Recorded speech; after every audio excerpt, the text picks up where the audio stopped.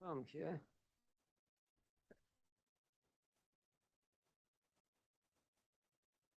So, I think this is the consent calendar for February 21st, and the first item is, where is it? What's the address? Here it is, 1049 Via Los Padres. Yeah, so.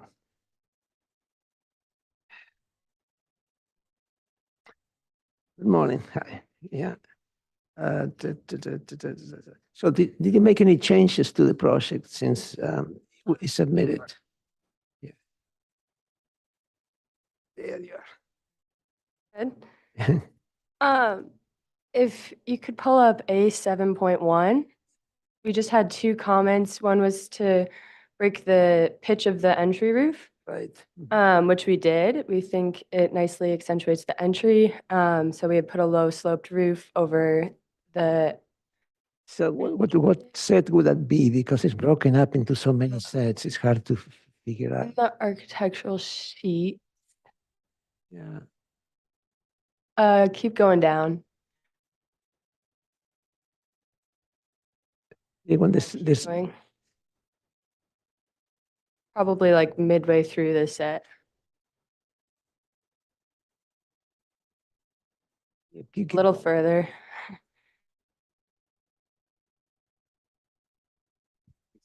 Yeah, almost there.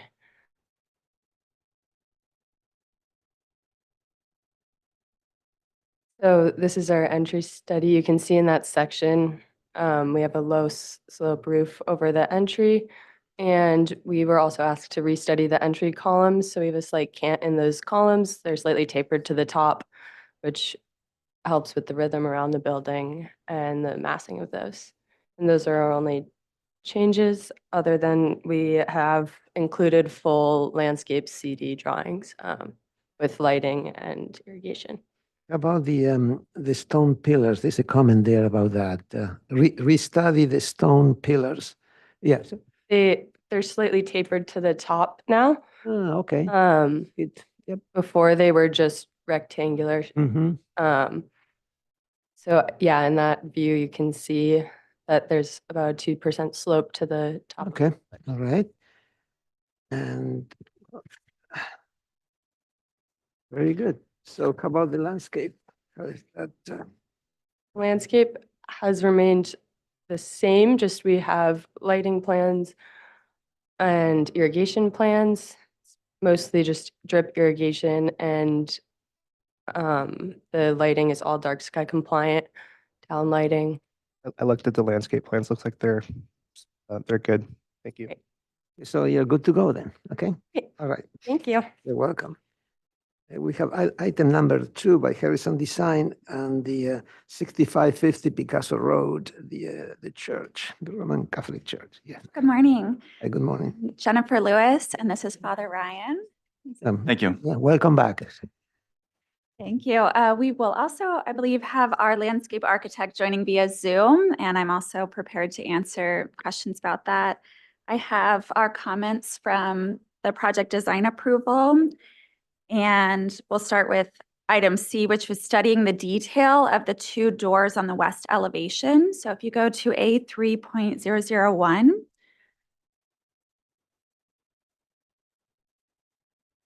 a little further up. One more sheet up. There you go.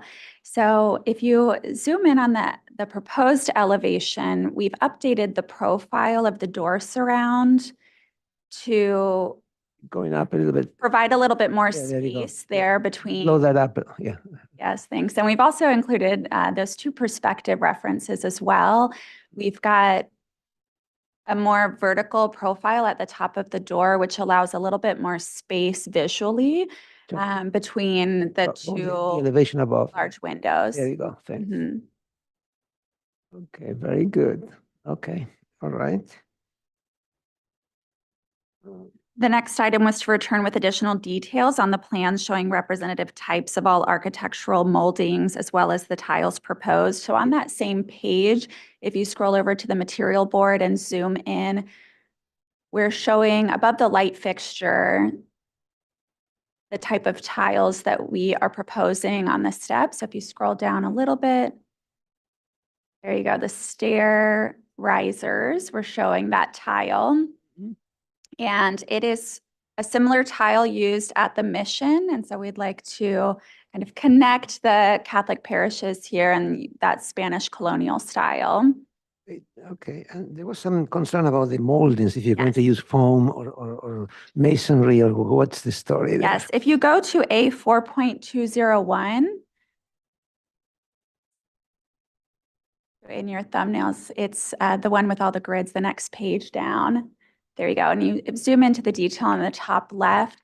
So we've met with our contractor and it was cost prohibitive to do stone as a framing. And so we had considered both the foam and the wood and believe that the wood framing will hold up better and be able to withstand maintaining those profiles and won't have as much damage over time as the foam moldings. Okay. Okay. So using a wood profile and you wrapping the plaster around it, is that, yeah. Correct. Mhm. Yeah, I think that's good. You'll be happy.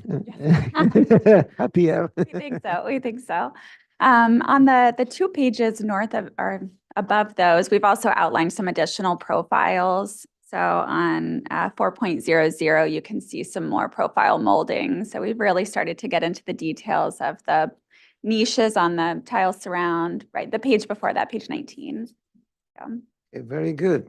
thank you. Talk Okay. about- And then the last item was to study the landscape holistically along the street frontages as well as the sides. So I think it would be nice actually to start on A 1.001, and we've added some photos at the very top. I think it's the second page. There you go. The top 3 photos there on the upper left, we've added these to show what the existing condition is on the corner, and believe that these plantings are in good shape, but we're going to be refreshing this corner and starting to tie it into the other landscaping. And then if you go to L1, which is 3 pages down, there you go. We've now included all of the surrounding landscape areas that are adjacent to the building as a part of the landscape scope. And I'm not sure if Stacy is able to be on the Zoom call if someone has a wave speaker. Stacy, Perfect. you can go ahead. Thank you. Great, thank you so much. That's correct. So as Jennifer was just describing, we were adding the side scope. That was a concern as some of the existing landscape may be damaged by the building improvements. I don't know. Stacy, thank you. I think it looks good. I've reviewed it previously. So I think you guys are okay. All right, thank you. Okay, so you're ready to go. Okay, we'll approve it we'll approve it in the consent and at the end of the next meeting. I mean, at the end of this meeting. Okay, All right, very good. thank So you. ready to go. Thank you so much. You're welcome. Thank you so much. Okay, so what time is it? Let's see. So this concludes the consent calendar.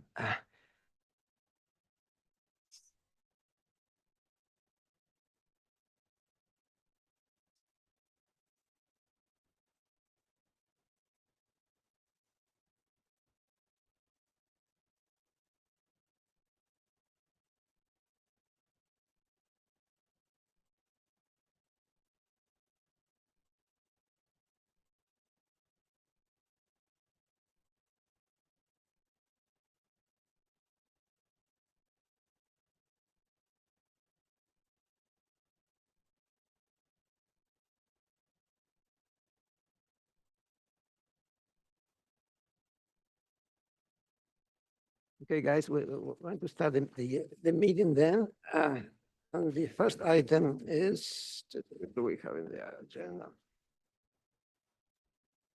Public comment. Is there any member of the public that would like to speak on an item not on the agenda?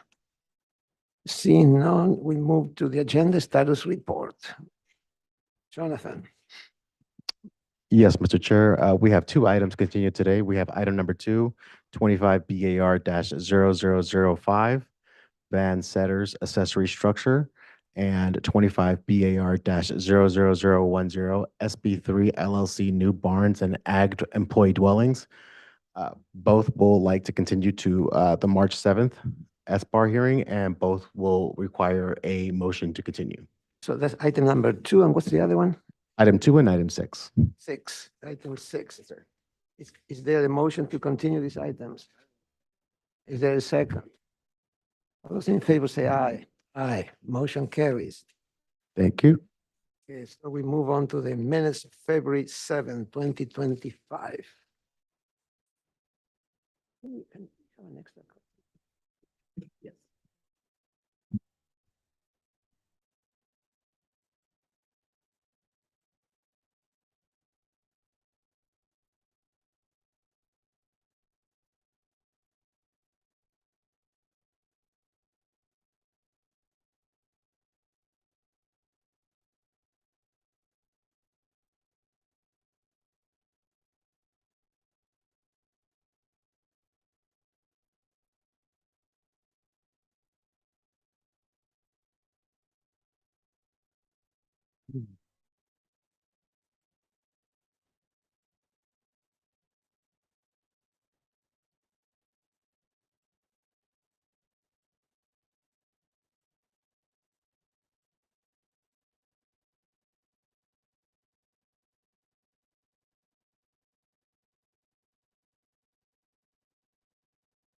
Let's go in item number 1.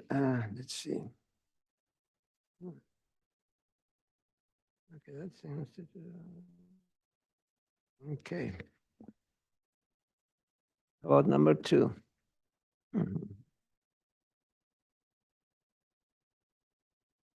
Okay.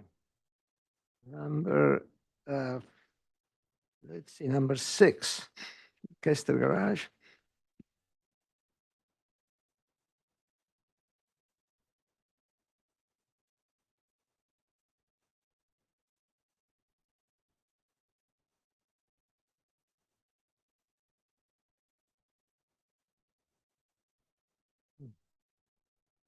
So on item 6, on A, plans are difficult to read.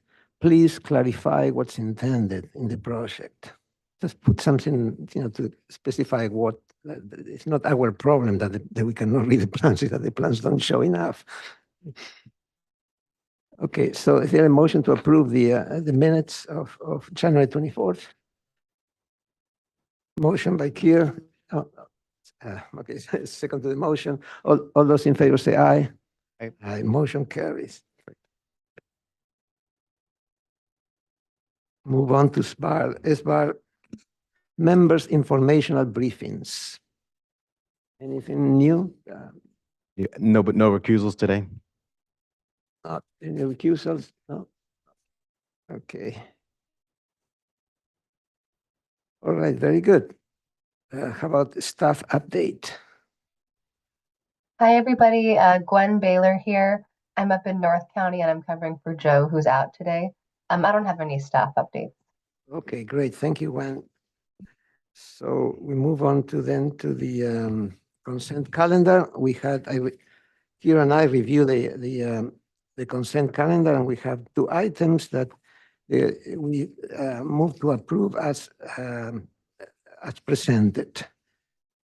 Motion by myself, second by Kier. All those in favor say aye. Aye. Aye. Motion carries. We'll move on then to, let's see, what do we have next? Well, we start the agenda. Item number 1, Bajaj Family Trust Meeting Facility. This is request by Heidi Jones for conceptual review of a new meeting facility and parking. The facility is about 2,700 square feet. Existing on the parcel is a 6,000 square foot single family residence and equestrian facilities. The property is 22.62 acres, zone AG 15, and shown, okay, on 1210 Franklin Ranch Road in Goleta. So Heidi, hello, good morning. Good morning, Vice Chair and board members. I'm Heidi Jones, the agent for the owners. We're Mhm. here with the property owner and the architect Great. to get early feedback on the proposed design of a meeting facility Mhm. while we're preparing our CUP application. So we'll go through our presentation or are here for your questions and comments. Sorry, if you could just. There you Hi, are. everybody. Good morning. Can you please flip to, I believe, page 4? I'll start there. Yeah, there you go. Thank you. My name is Louis Weiss, and I am at this review today as a design consultant representing the owners of 1220 Franklin Ranch Road. I wanted to start today by speaking first and foremost to the natural and man-made beauty that abounds at 1220 Franklin Ranch Road. I would say that it is out of this close observation of and appreciation of the land that the design for the building we will speak about today arose. The image of horses, both roaming and training on the property, the cohabitation of native wildlife and beautifully maintained landscape, and the presence of the Channel Islands in the distance link my understanding of this piece of land inextricably to the larger natural and cultural context of Santa Barbara County. While patterns of living on the property will soon change, future development should honor its equestrian legacy while also carefully folding in new patterns of use. The meeting facility that the owners of the property are proposing brings two distinct desires together, that of making a space for new kinds of philanthropic and professional interactions in a domestic and comfortable environment, while also honoring the context in which these activities take place. The function of the building is that of a meeting space for both present and future leaders in education, where the owners of the property, who both have careers in education serving high-need students, schools, and communities across the country, can facilitate meetings and workshops of anywhere from 3 to 25 people. Please flip to page 8.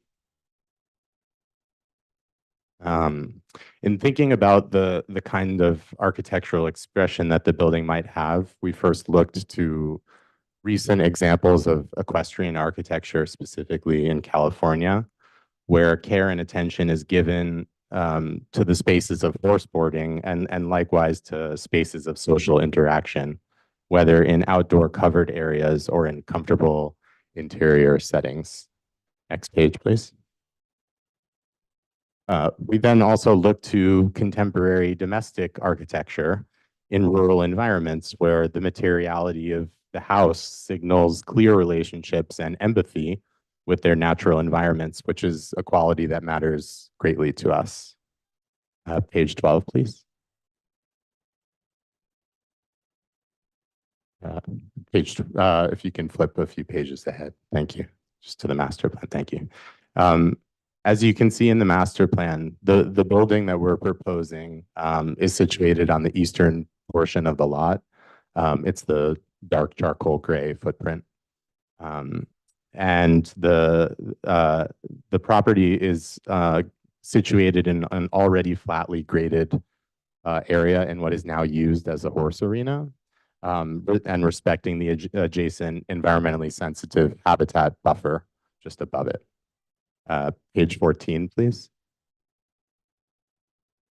The entry point for thinking about the kind of building that we wanted to make was again to look at equestrian architecture. And in looking at these buildings, there was a clear pattern that emerged where you could see that there's a consistent expression of two roofs, a lower roof where horses are boarded and an upper roof expressed separately from the lower roof where more private activities take place. Page 18, please. As you can see in the floor plans, the building is organized over 2 floors. The ground floor houses more public functions for everyday meetings, big and small. And the upper floor on the second page, on the page just below, page 19, houses private office space for the owners of the property. There's also some covered outdoor space on the second floor, which would be multifunctional, multi-purpose. The last pages of the presentation beyond the sections show renderings of the project. And as the renderings show, the architecture encourages users of the building to weave in and out between indoor and outdoor spaces, enjoying new gardens on the existing horse arena. On the second floor, the building frames horizontal views of the Channel Islands and Pacific Ocean beyond.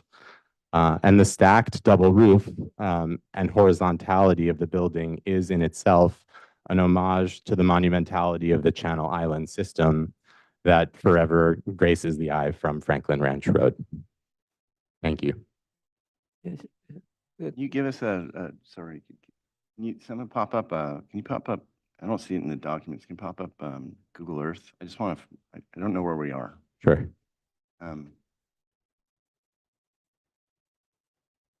Well, you're doing that.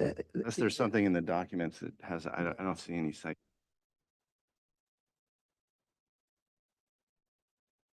Excuse me a second. It's agendized as a 2,655 square feet.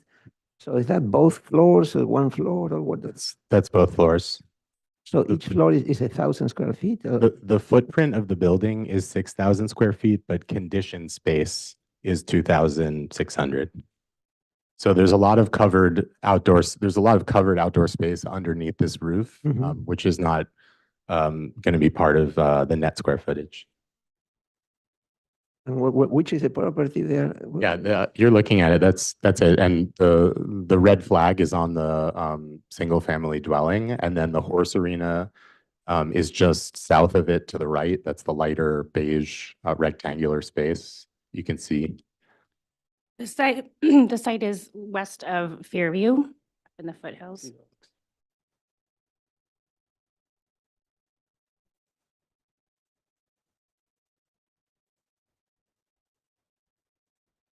All right. Any other questions from the board?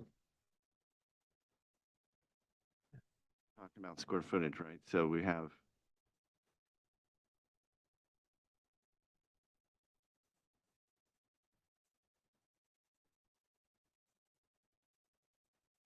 The 2,655 square feet, that's the conditioned space, right? Yeah, correct. And what's the space? What's the other? The covered porch is how much is that? I mean, on the ground floor, it would be about 1,000 to 1,200 square feet. On the second floor, it would be about 600 square feet. There are some spaces that there's a lot of double height spaces, so the floor plate does not stack completely. Okay, very good. Thank you. Could you talk a little bit about the other buildings? I see, I see the property line that looks like there's more buildings to the south of the arena. Yeah, they're Buildings used for, and what's yep. this Yeah, property currently used for? sure. Yeah, the property is now leased out to someone else who uses it for horse boarding and for horse training. And there's a lot of accessory agricultural buildings on the property. So the ones directly south of where we're proposing the meeting center are currently used for horse boarding. And there's a limited lease to those facilities, which will phase out over time. We do have some ideas of reusing at least the octagonal structure potentially for covered parking, but those have not been developed yet in the plans. The current plan would be horses would be in the bottom floor of this building, or that's a.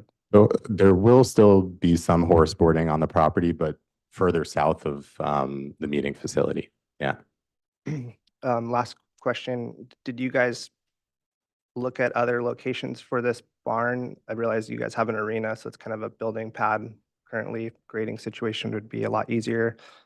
But did you guys study it, in other locations on the property? No, I think that because of because we really wanted to minimize the amount of grading and ground disturbance, we thought that using the horse arena would be the most optimal place to put the building. We didn't study it on other spots. Thank you. Follow-up question. So the dressage arena goes away, right? Sorry, go ahead. What are they? It's a dressage arena, isn't that what it's called? That size? Yes, it Is will it- go away. Are you going to propose it in a new location or? There are currently other folks who lease out this space, so the owners are not the owner of the property is not the owner of the horse training business. So it's up to the discretion of the business owners to decide where they would want to relocate the horse training. So it's not part of this proposal to relocate it. No. That's right. One final question, what's the color of the roof? Is it like a galvanized or what? I think right now the roof is being rendered as a lightly colored metal roof, but we're certainly looking for feedback, and we're open to feedback on what the potential roof color would be. We are thinking that it would be a light roof, not a heavy roof, but probably something metallic. Rendering is more or less showing the materials you're looking to use. Yeah. I think I have one more question. Could you describe the style of architecture of the main residence or the outbuildings, the current horse buildings? I don't think I see any photos of those. Mm-hmm. The accessory agricultural buildings have metal roofs and have an industrial kind of feel to them. So in that sense, there's an echoing in what we're doing with some of the other buildings there, as you can see on Google Earth. And then the main residential is Spanish Revival, Spanish style, Santa Barbara Mission style. Okay. Any planners comments or no, not, I mean, from the planner, from the, anything on the file? This item does not currently have a planner assigned to it. I see, okay. We do have a planner, but she's been out sick, so she's not here today. And any public comment? We have received no letters for this comment, for this item. We do have 2 people in the chat, so I would like to give them opportunity to speak. If anybody has a comment on this item, please raise your hand in the chat. Seeing none, okay. Let's go through the public letters quickly. Oh, we don't have any, okay, okay. So, does anybody raise their hand to speak? No, okay, all right, so we move on to comments from the board then.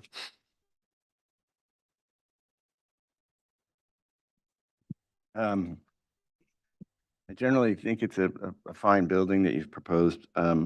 Typically, I think just start with comments, just some housekeeping items. I think would be prudent to come back. You need to do some site, just some photos of the existing structures on the site as a part of your architectural presentation. So bring that back on it doesn't need to be fancy or presentation style. This is a beautiful presentation you did today, but just, on normal D-size architectural sheets, just so we have those references. It's pretty customary to do that, and no reason why you shouldn't. Meanwhile, I don't think that your project attempts to try and relate to the style of the existing buildings on the site. It's quite a departure from that, but although those settle, and I don't, my review of it doesn't pose any concerns or problems for the project. I could support it in the style that is being presented.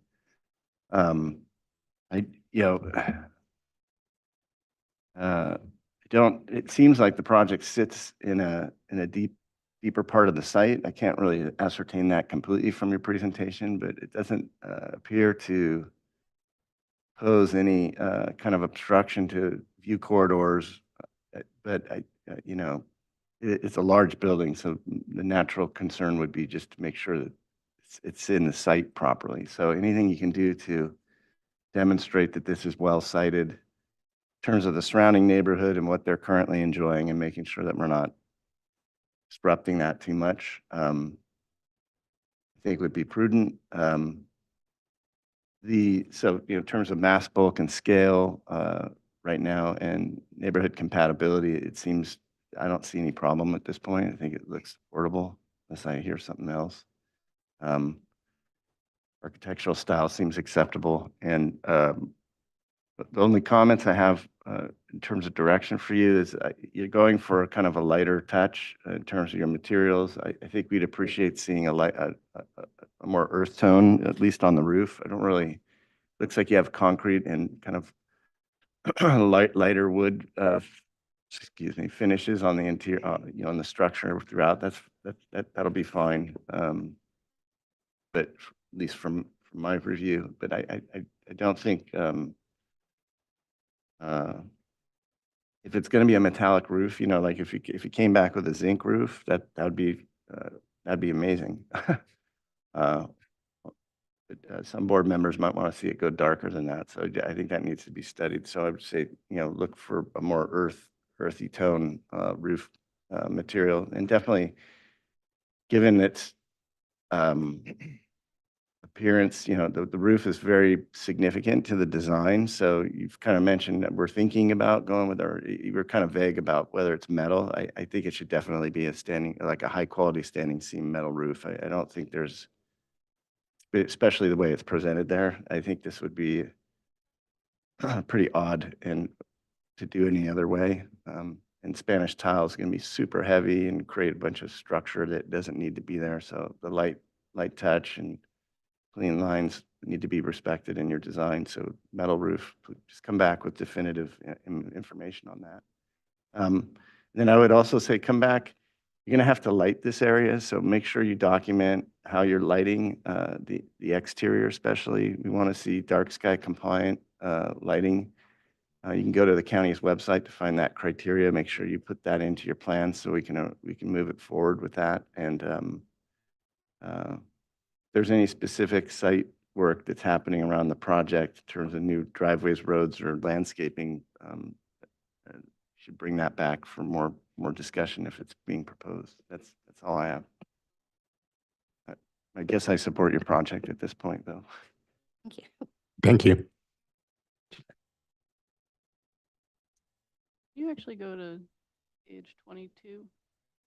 I feel like this rendering for me is that rendering is a little confusing, just as far as relating to the floor plan. And I feel like this shows the,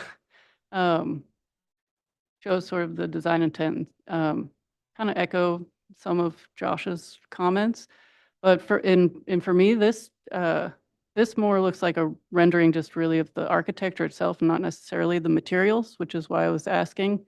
And so I think I would echo maybe darkening the roof color. And I think I can, based on where it's situated and placed on the site and kind of its surroundings, I think it could support like the overall mass bulk and scale. I think that, it's a nice layout, and looking through the other renderings, it looks like it's well considered as far as that. But I think just making sure the materials are well represented, and then the lighting is going to be important as well. So those are my main comments. Kia, Thank you. Thank you. I agree with most of those comments. I think I really appreciate the way you guys presented this project. I think it was a nice way to present it. You guys kind of started out with this story, and you almost had like this narrative of the property, and I felt like it wasn't quite there because of the context with the other buildings wasn't quite there yet. But I think that could be further developed. I think the question in regards to where this building is sitting, I think it makes a lot of sense from a grading standpoint. I would like to see it potentially be integrated into the landscape a little bit better. I'm not quite sure. It seems like the main residence and the outbuildings feel kind of nestled and have some mature plantings around them. I think it would be more difficult to do with this building just because of the size. But I think that the landscape plan could be developed more, obviously. And yeah, I think that's it. Thank you. I agree with those comments. Can you go back to the first image that you had before? The one with the side. Well, okay, well, that's good enough. Yeah, I agree with this. Is the building's mainly all roof, so the roof is important, and that's the comment on the color is very important. I was also kind of wondering about the pitch of the roofs and the fact that both pitches are the same. You know, like sometimes in this kind of architecture, like the lower pitch has a lower, and the lower roof has a lower pitch, and the upper, you know, and here is the two, what makes it look a little bit like a pancake, first floor, second floor. A little, you know, so I offer that as a suggestion, just to study the pitches, and also a little bit unusual is the hip situation. Like agricultural buildings have very simple framing, and they go for gables, you know, and because it's easier to frame a gable and so this departs a little bit, but. So many, I just mentioned that restudy the pitch, especially the lower roof, and consider using a more less. Well, consider it's just a consideration using less gable, less hips, and switch to gables instead for a more agricultural outlook. I'm not sure if the rest of the board shares that, but just put it in your memory as a comment. Anything else you would like to tell this? Well, looks like this is good to go. You gotta get a planner and come back for preliminary, right? Okay. Okay, thank you so much. You're welcome. Bye. And now we move on to item number 3, the AT&T telecom facility at 6600 Cathedral Oaks Road.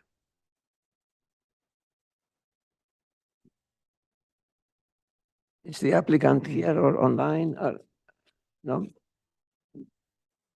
Jonathan, is the applicant online? I do not see Jerry online. Okay, all right, let's just move on to the next item and Okay. we'll catch up.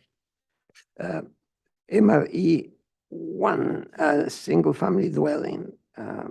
This is a request by DMHA for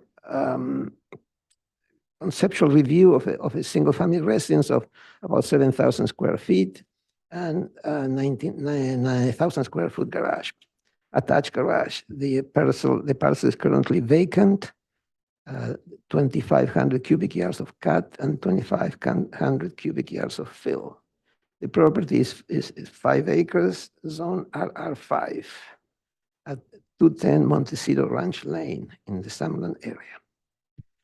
Hello, hi, how are you? The applicants are here. Please take it from here. Good morning, members of the board. Michael Stroh for DMHA. Yeah, Marcos Cervantes for DMHA. So we're here this morning to discuss conceptual review of the last vacant lot within Montecito Ranch Estates. Sorry? The last one. The last one. So this is the northeastern lot of the development, and it's the one that's furthest away from Villa Real and actually the most downhill from anywhere. So the last lot you guys reviewed was lot 8. This is downhill from that. And it's a fairly large parcel, around 5.5 acres. And this one also has one of the largest development envelopes. So we're not super hemmed in with this one. The site was previously, as part of the overall development plan, was previously benched about 20 years ago, and which kind of set forth really the location of the house rather than utilizing a substantial portion of the development envelope. So it is Hillside Ridgeline. So we're going to do a single-story house with a basement level. So if you could go to our site plan, which I think is so the current site is vacant. Actually, go back one sheet, please. Thank you. So you can see that you can see the existing bench on the site is at the southwestern corner, coming off of the cul-de-sac on Montecito Ranch Lane.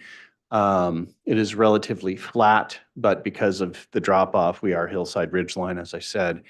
And so one of the things that this won't have, as opposed to so many of the other ones, it won't have the big winding driveway and the big, sort of entry procession because we aren't going down the hill. So essentially what we've done is, if you could go to the next slide, please. What what we've done is we've just come straight off of the cul-de-sac. We have our 30-foot setback for fire at the gates. And then immediately we have our fire truck turnaround essentially after that. The house is built where the garages are to the left then, and then the house is an L shape. This site, while it is substantially lower, it doesn't have ocean views to the south and to the west like the other lots do. This one actually has a view to the east towards Carpinteria and Rincon Hill. And so we're taking advantage of that by orienting all of the primary living spaces towards the east. And so, and then we will be proposing a future ADU just sort of off to the southeast there of the house. And so if you go to the next slide. So our main level, as you come in off the motor court, again, we have the garages to the left. We have tried to minimize the amount of paving at the motor court because it is closer to the street and it's fairly visible. Then you come off of that, we've got a bedroom wing that faces to the north. The site does have great mountain views. And then we have our primary living wing along the eastern side of the house, which leads out to a patio and then an infinity edge pool. If you go to the next slide, please. The lower, this is the roof plan. And we'll get to this in a minute, actually. If you go to the next slide. The lower level is mostly crawl space, but we are daylighting a basement level out to the north. We aren't daylighting out to the east just because it comes out of the living space and it would have required way too much grading in order to do that. And so we just have a couple of bedrooms and some family space at the lower level. So I want to go, if you could skip down to our renderings page. So this is sort of, this is our first pass, just sort of massing wise at what we're looking at. We're looking at simple stucco residence. We will be articulating the eaves in some capacity. We're not going to do like exposed rafter tails or anything. We're going to do solid eaves with returns at the gables. We're going to do a slate roof. We have Juliet balconies and things to the southern edge. There will be some articulation in stone. Right now we're showing it primarily at the gates and at the primary residence entry and at the stair off of the motor court. And so we can go back. Sectionally, again, we've buried the house as much as possible. We're still working on sort of facade articulation and fenestration, things like that. Again, we just wanted to get it in front of you guys to kind of get a sense of how we were siting the house, how we were massing the house. It does comply with all FARs and things like that. The only thing that it doesn't comply with, and this is just because of the way the site actually really falls off and the way that it was benched, is we do have 480, I think it's 483 square feet of the roof. If you go to the roof plan, which is one more up, there we go. You can see there's a couple of little gray portions of the roof down on the northern wing there that do exceed the 19-foot height limit. It total, like I said, it totals 483 square feet. It's less than 10%, but it is over the 400 square feet.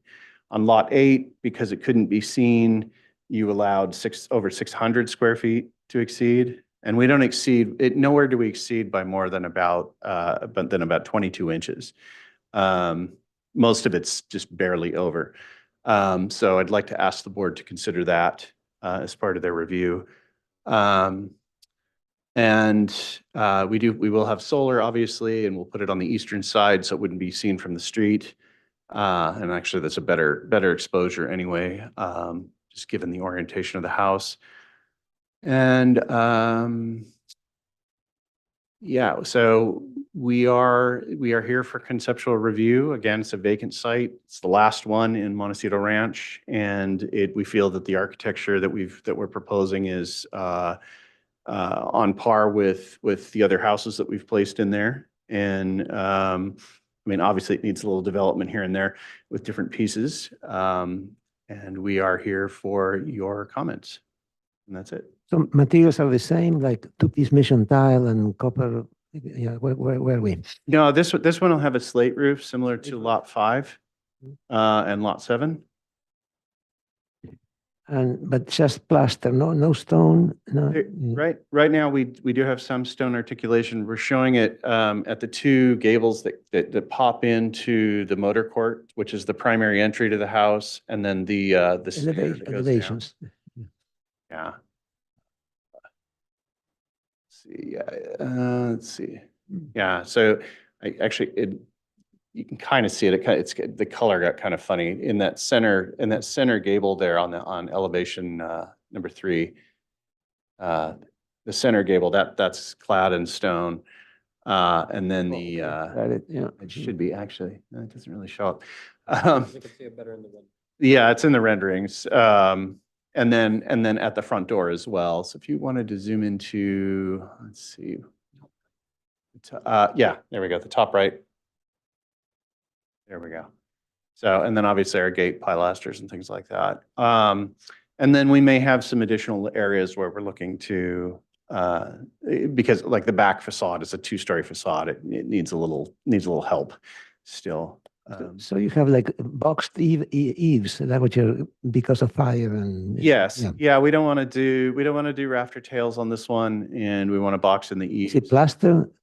There'll be cut wood and then plaster over that. So.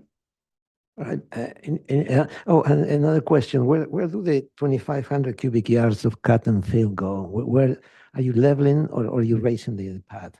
So we're not raising the pad at all. We have a bunch of cut that we have to take out. There are sections of the pad, particularly over by the ADU, that need a little bit of fill. Site. And we'll fill underneath wherever we can. Ideally, we don't truck any off. That's as we develop our grading and drainage plan, obviously, we'll look at that more carefully.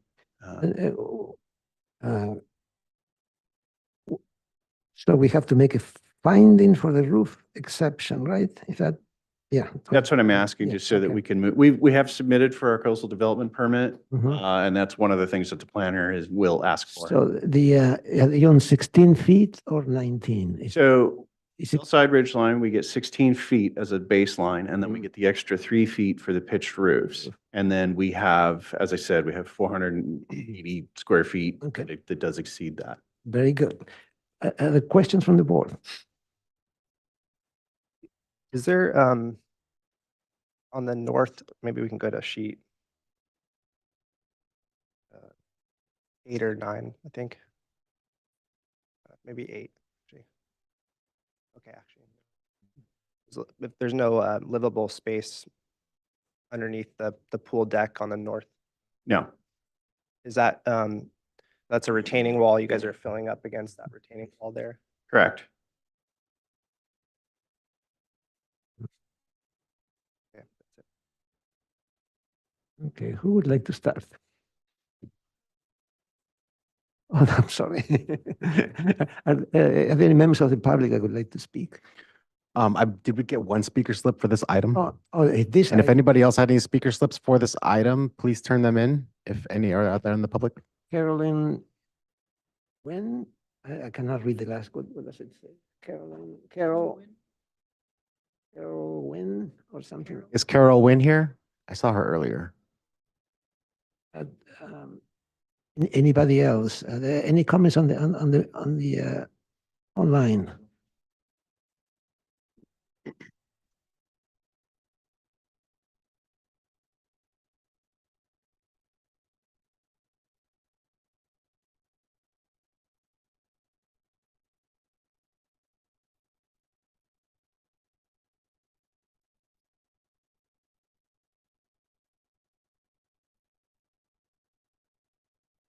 Okay, so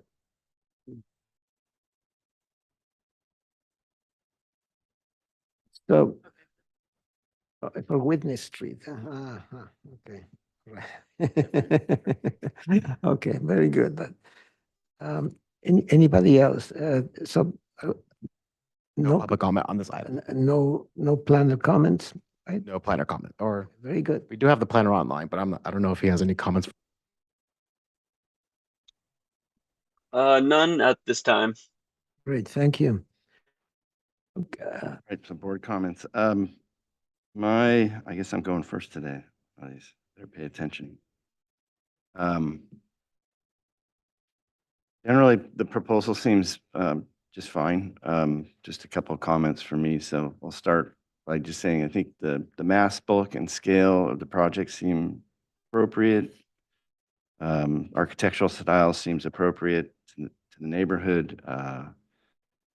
The general siting of the project seems appropriate, given that you're kind of working inside of a development envelope, right? What's this? So I understand that you're working in a pre-established envelope and a grading pad that was already approved prior to you guys commencing with the design, correct? Yes. Just want to, that's what I assumed. I just want to make sure we're looking at it through that lens. I only have really two significant comments, and they're more kind of just design tune-ups. I'd like you to consider reviewing your your fireplace structure as just looking at it from, if Jonathan, can you go to the rendering page in the top left image? It's a pretty noticeable element to the front of the building. It kind of, I think it deserves a little study. I'm not sure just doing that in pure plaster is the best result for that. I don't know if putting a shroud at the top to kind of break it down would be appropriate. There's probably many things you could do that thing to make it come around a little bit, including I don't really have any concern about the size of it. Maybe even experimenting with putting stone on it instead of leaving it plaster, or just it's calling out for a landscape architect to do something. Which maybe be the plan, I don't know, but it seems like a little bit of a sore thumb to me. So please study that. And then I think I like the way, if you go to the bottom right image, Jonathan, you have some pretty significant elevation changes, and you're using a guardrail system to protect the, human beings from falling off into, the grading condition that happens there at the edge of the property. Can you go to the left image, please? Right there. So I love the way you've treated the swimming pool with this secondary kind of basin retainage. I think I would study continuing that retaining wall type system around that corner. So what is that? Is that southeast, southwest? Where am I? Actually, northeast. Northeast, okay. Yeah, and maybe potentially bringing that down, and around that. I'm sure you understand what I'm saying.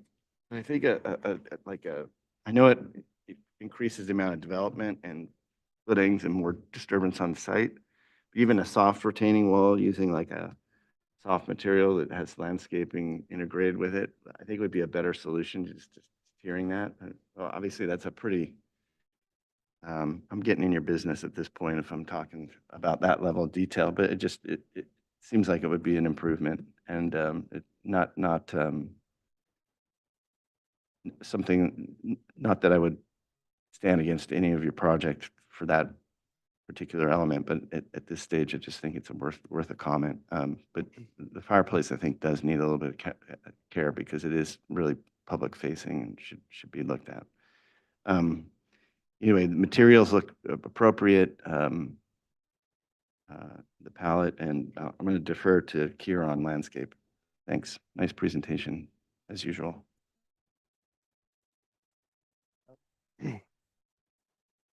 Yeah, I would agree with those comments. I was going to just mention that northeast corner as well. It seems like an opportunity there to play with the grade change there potentially. It's kind of a big drop off, and depending on what that wall material is for the pool terrace, maybe an awkward transition if it's like stone to plaster or something, but I'm sure that'll be worked out. But yeah, I think a lot could be done there. And also on the northwest corner potentially. I'm not sure if there's a way to potentially bring the grade down or integrate some type of retaining wall system or boulders or something like that to make this house feel a little bit more nestled into the site. In regards to the chimney, you know, a well-placed mature tree could do a lot there. I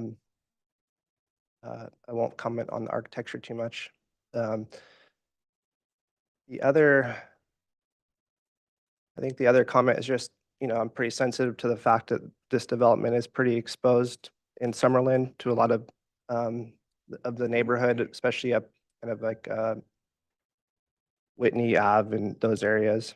You know, this project could be a good opportunity to be one of the examples of how to nestle it into the contours there. And would look forward to seeing a substantial landscape plan with some mature trees. I think, you know, sometimes the planting that gets installed is not quite what's been approved. So I think this would be a good opportunity to do something special here to help nestle this into the hillside. But overall, I think it's a nice project.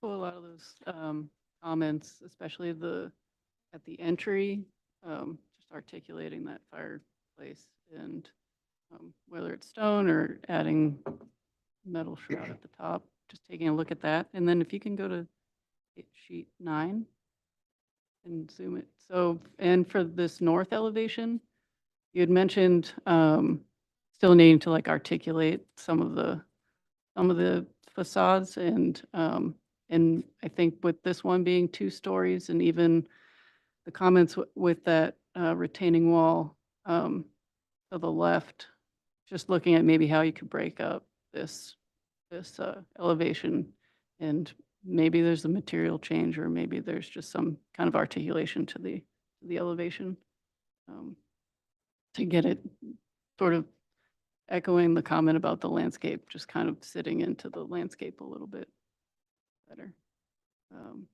But overall, I think it's I think an acceptable project. I think just some fine tuning, really. Yeah, I agree with all of those comments. It's a good project, but I think the fireplace needs help. We need a substantial landscape plan. And the color, we're not clear about the color. Is it going to be all white or is it going to be like the color on that elevation or what? I think it needs to be toned down. I agree on the adding a different material or some kind of a change on the basement level to settle the house. Yeah, and consider that. Let's see. Finally, can you go to the site plan for a second? Yeah. So that's the turn. That's not the. Is that the fire truck turnaround? The one in the, or is that the oh? So the park. So that's part of the extra parking. Is that what's shown in there? The gift parking. Well, what we have is, so you have the cul-de-sac, which is the end of the street, and then you come straight off and we have the motor court, but I have to have the hammerhead. Oh, that's the hammerhead. Firehead, Okay. yeah, or for the fire truck, sorry. And we minimized it, so. Yeah. And you don't want people to park in there in that little corner. I mean, you wouldn't want. Understood. So maybe you can do it in a different material. I don't know. It seems like could use a little bit of finesse. The colors or finishes or something about that entry courtyard. Okay. I was going to tack on yeah. to that. I was going to mention that it might be nice, I think, to pick up on potentially breaking up the materials there so it doesn't look like such an expansive paving. You know, oftentimes we like to hide the hammerheads as well as we can. I know this is permeable pavers, it looks like, which is good. But maybe there's some integration of some other material to help soften that and with planting. But I think that could be developed further with the landscape plan. Okay, so any other comments? Are we good? So coming back for them? Do we need to comment on the roof? Yes, what's the comment? How does the board feel about the 22-inch minimum 460 or so square feet of roof height exception? seems pretty minimal as far as the, in looking at the sections and in the portion that is shown, kind of coming up on page 10, if you go to that section. So I'd find it acceptable to have Okay. that small portion extend above. Any other comments on that or? Okay, very good. So we find that exception reasonable and is barely above the standard exception of 400 square feet. So it seems to be fine in this location. So we'll see you for preliminary then next time. Okay. Very good. Thank you. Thank you very much, guys. As always. Welcome. And Mr. Chair, we have Jerry Ambrose for AT&T at Cathedral Oaks online. Okay, good. All right. Is he online? Yes, sir. Very good.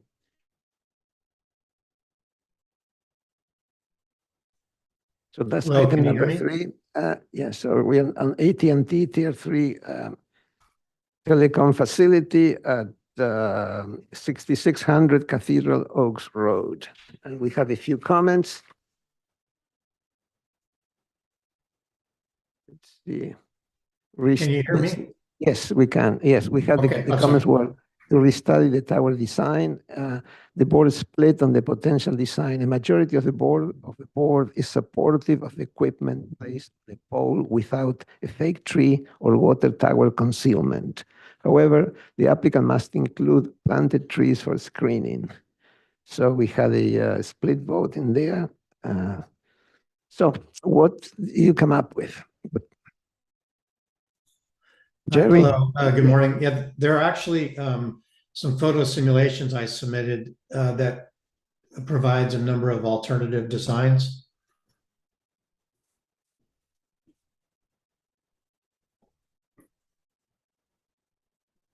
They were recently submitted, so they should show the eucalyptus design, the pole design with new trees, and also a water tank design.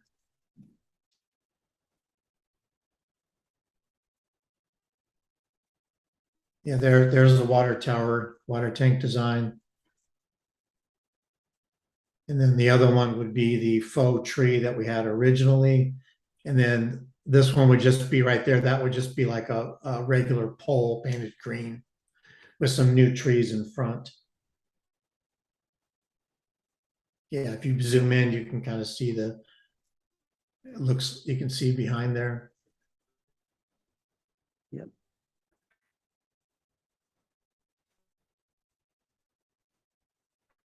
And then the original was the faux tree. Yeah, there's that with the pole. Okay, let's go back to the tank. These are all conceptual, of course. We haven't Yeah, put yeah, anything yeah, to yeah. plan yet. Yeah, you blow that up. Yeah, there we go. That's the water tank. Okay, yeah, no, the other one's yeah. Oh, that's the water tank. Okay. And the third one is the tree, right? Yeah, the original one was the tree, the faux tree.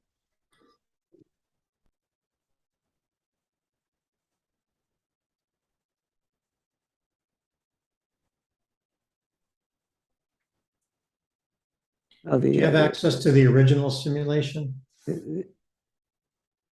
Jonathan, the one with the tree. Yeah.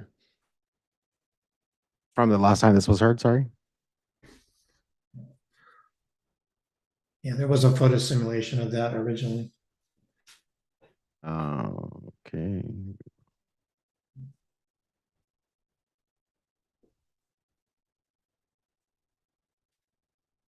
Was it the monopole with live trees? Oh, it's missing. There's an original one that your board reviewed last time. I don't see it in the photo there. I can go back to the last time this was heard and see if it's there. Okay.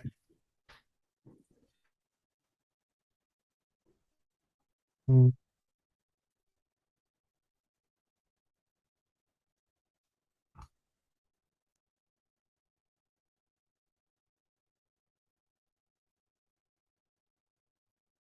go. This one.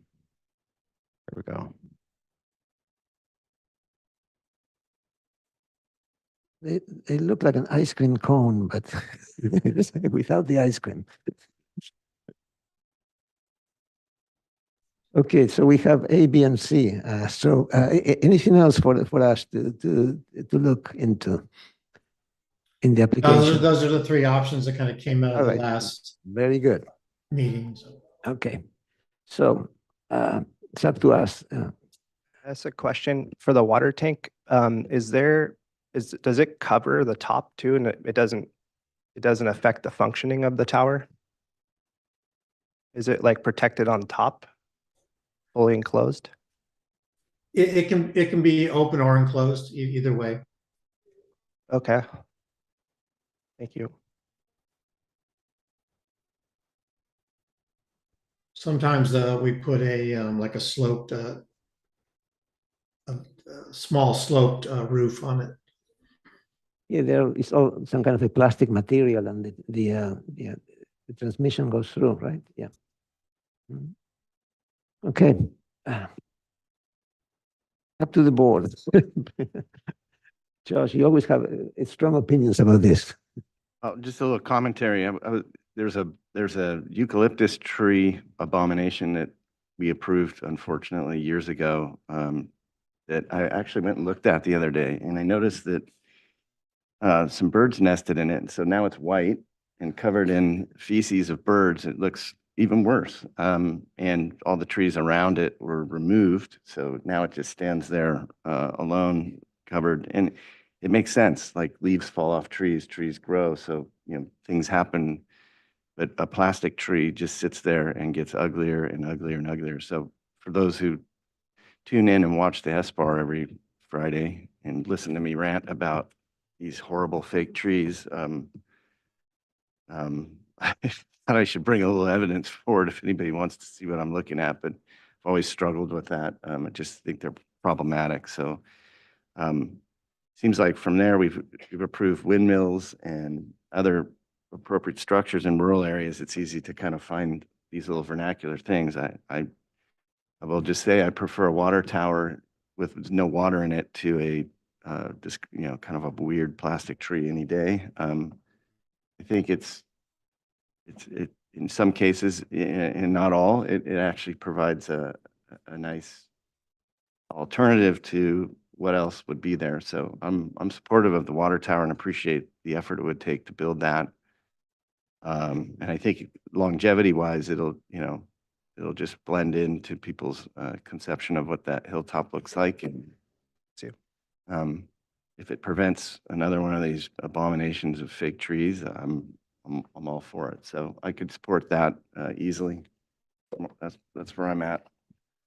Very good. So Or real trees to surround it. That's great too. But I understand often that is an impedance to the RF signals that these things have to work with, and seems like they get trimmed back and they sometimes don't last either. So this seems more permanent. So, but that's my comments. very good. Yeah, I guess I would echo that in just looking at the proposals and just the kind of simulated images. I think the water tank would make more sense, especially where it's located. I think that, yeah, the longevity of that structure is going to be, I think, be able to be more maintained than like a fake tree and just fit into the surrounding. So. Yeah, I would agree. In this case, I'm a landscape architect that doesn't want a tree.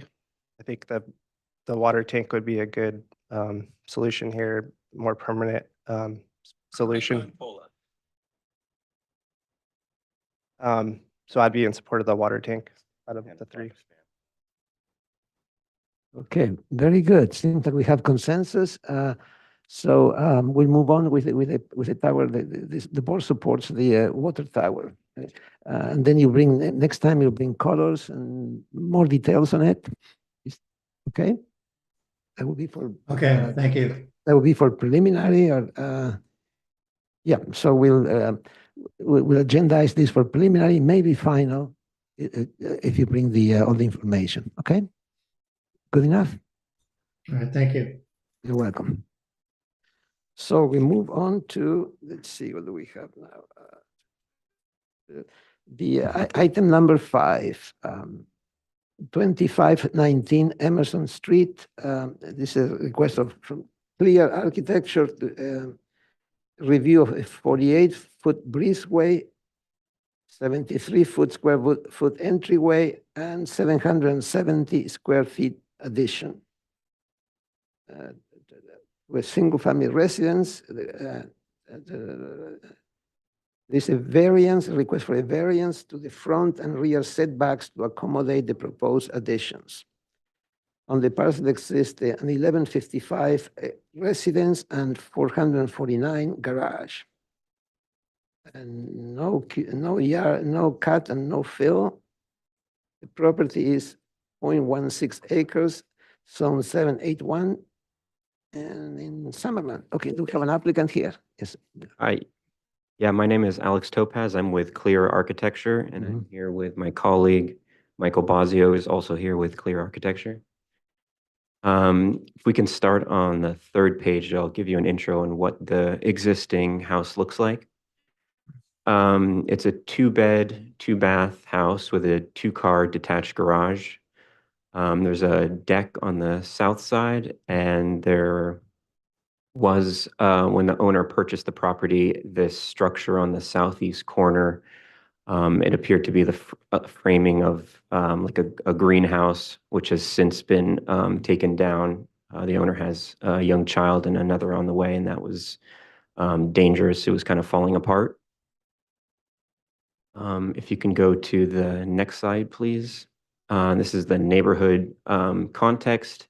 If you could zoom in to the neighborhood map, I just wanted to point out some of the neighbor lot sizes. A typical lot is narrow and deep and runs perpendicular to the roads and ranges from street to street, like you can see from property 1, 2, 3, and 4. Our property, which is property 10, is rotated 90 degrees and runs parallel to the street, which is not typical and does not work well with the setbacks laid out for the area, which is why we're going in for a variance. If you can go two more sheets down, I can show you the existing layout as well as our proposed setbacks. Our proposed setbacks are to conform with just the existing layout of the house. The existing setbacks, front and back, just leave like a 2-foot sliver of land. It's basically unbuildable. So we're proposing to comply with the existing conditions. If you can go 2 more sheets to the proposed floor plan, our proposed is to enlarge the entry, and push it out towards the existing roof eave.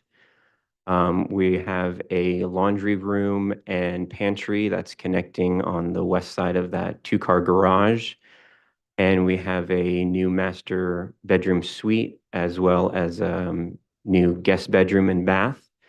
We are proposing to extend the south deck, and we are adding a patio outside the guest bedrooms. Next sheet is the roof plan. You can see the hatched roof. That's our new proposed square footage. And the elevations on the next sheet. North and south elevations, existing and proposed. We have our material legend on the right side, which is basically just photographs of the existing residence. The paneling, we are matching like for like. It's called a Shosu Giban paneling, wood paneling. We have windows, aluminum frame windows and doors. We're matching asphalt roof and steel downspouts and gutters. We are matching like for like, and adding new lighting on the south side, the dark sky compliant lighting just on the south side where that south deck is. And the next sheet is the east and west elevations, same material legend. We are just matching what is already there.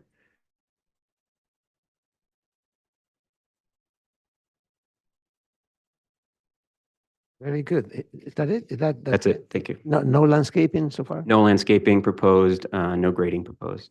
Okay, very good. Questions from the board? Can you just talk through what the variance that you are going for is once again? Yeah, sure. Our variance is just Can you for, maybe put the the proposed, yeah, there you go. yeah, just to, it's basically for the perimeter of the existing residence. We're complying, we're proposing to have the existing residents comply with new setbacks. The north setback is right at the corner of the existing garage. The south is at the south corner of the existing residence, and the side setbacks, I believe, are actually existing. Those are the current setbacks. Do you have a page showing in color exactly what the area of the setback modifications that you're requesting? Like what, I mean, like there.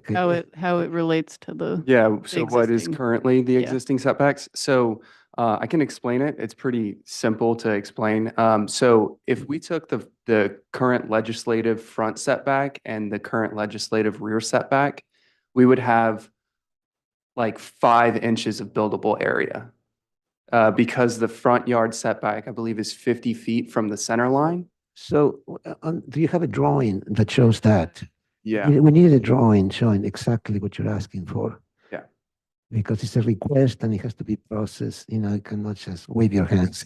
We are in the process with the planner for the variance. One of the requirements for the variance is to meet with you as a first step. So as But you need to show us what you're asking, because Yeah. right now you're just telling us, well, yeah, usually it's a plan in red or yellow. You say, well, this is what we're asking for. Right.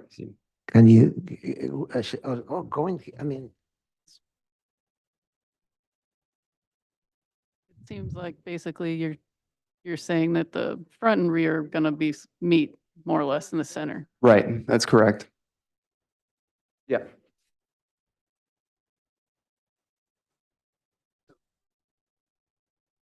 Thank you.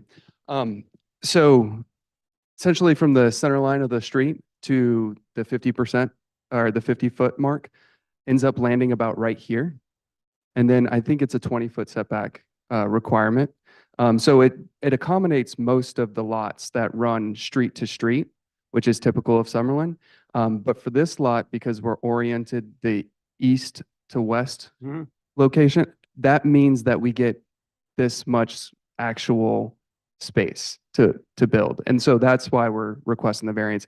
We'll provide a document of that and show those existing setbacks, and then show what we're proposing, which conforms to the existing. Apologize for not having that today. thank you. That was kind of my main, Yes, trying to understand what. that's the main thing. So we're gonna, you know, couch our comments to after reviewing that, because that would be you know, it's basically the meat of the of the. So questions or comments? Could you talk a little bit about, you said no landscaping proposed. There were some site photos. I didn't see like a lot of the edges. Could you just briefly talk about the property line screening? Yeah, if you want to go to that third sheet again, most of the surrounding is gravel. You can see in the front by the garages, it's a gravel driveway, and it wraps around to the on both sides actually. And then there's grass up by that front door entry, and then the south side is basically all that south deck. And then in the like the very front of the property, along the street edge, there's essentially a layer of bamboo that exists there. And so that goes and basically shields the front facade of the kind of entry court that you see. Yeah, in that third image, you can see some of that. If you zoom into the third image, you can see that. Addition side, is that open to the street? The addition side is currently open to the street. Historically, it had been a big hedge wall, but that hedge wall had been removed. There's some public comment. There's a member of the public. Is Cheryl Milton here? I'm sorry, no, excuse me, different project here. Carol, is Carol here? Yes, would you like to speak on this matter? Yeah, please. Yeah.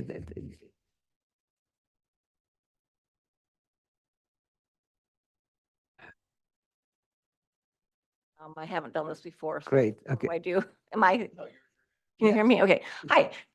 Hi. Sorry. You have a couple- I'm Carol Worth and I own the property at 2521 Whitney, which is directly behind, I don't know, behind this property. And a few concerns. Number one, the way it's set back toward Emerson, it feels like the garage and the house is right under my bedroom and my living room. And I'm concerned about lighting, number one, if that's going to be what we call a lighting pollution. That would impinge upon the ability to open the sliding doors at night and enjoy, the breeze coming in, and whether lighting is going to be going on and off if a squirrel goes by or something by the garage. Also, as far as the landscaping goes, there's existing bamboo that grows, as you know, bamboo grows very quickly and very fast and can go up to like 30, 40 square feet. And I haven't seen any proposal for what they're planning on doing, because that could block views. Like bamboo is just crazy if you don't keep it trimmed.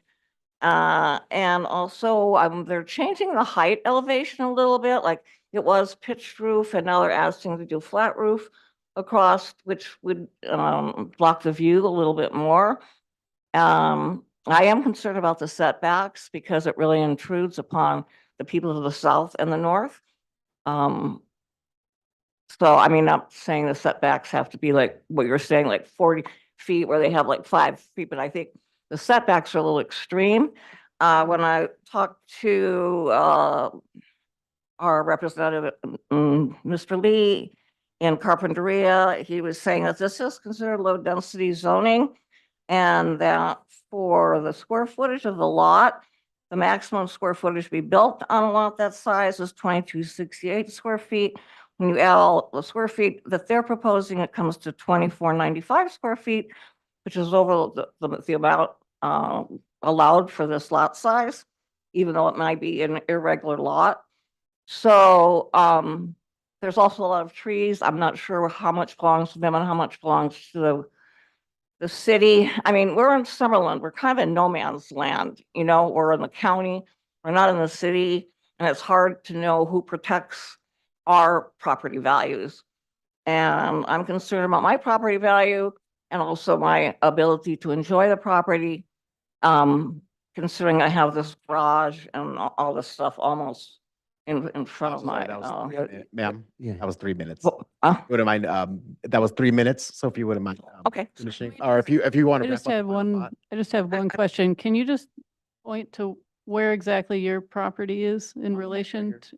I think it might be that one right there. Can you point to? Which, you know what? No. Do you know which one? From the street, some of them look a lot alike. Hmm. Okay.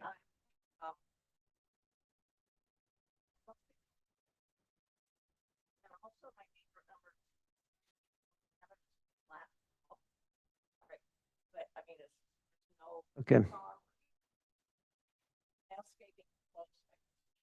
Other than just more building. Okay, thank you. Thank you. We got your comments. Okay, very good. Any, Thank you. Sorry. You're good. Sorry. any other member of the Do public? we have any that other would like to speak? speakers Yes. for this item? Yes, sir.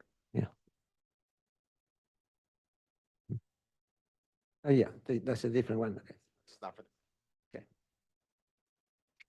Have any other speakers for this item online or in person? 2519 Emerson Street, yeah.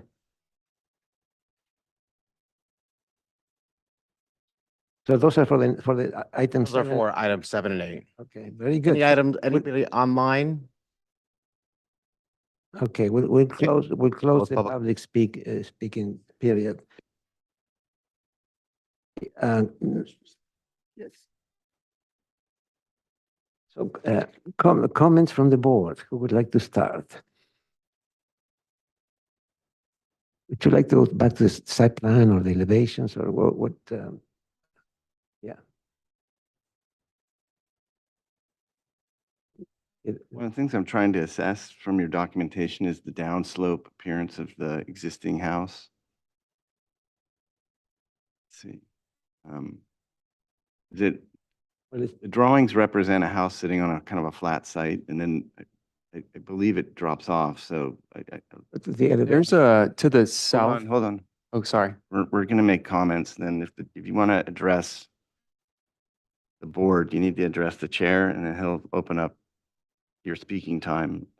That's how we do it, so we're not all talking. It's not we're not supposed to be doing this as a conversation, so I'm gonna do my thing, and then if you want to ask him for more time to rebut, he may give it to you.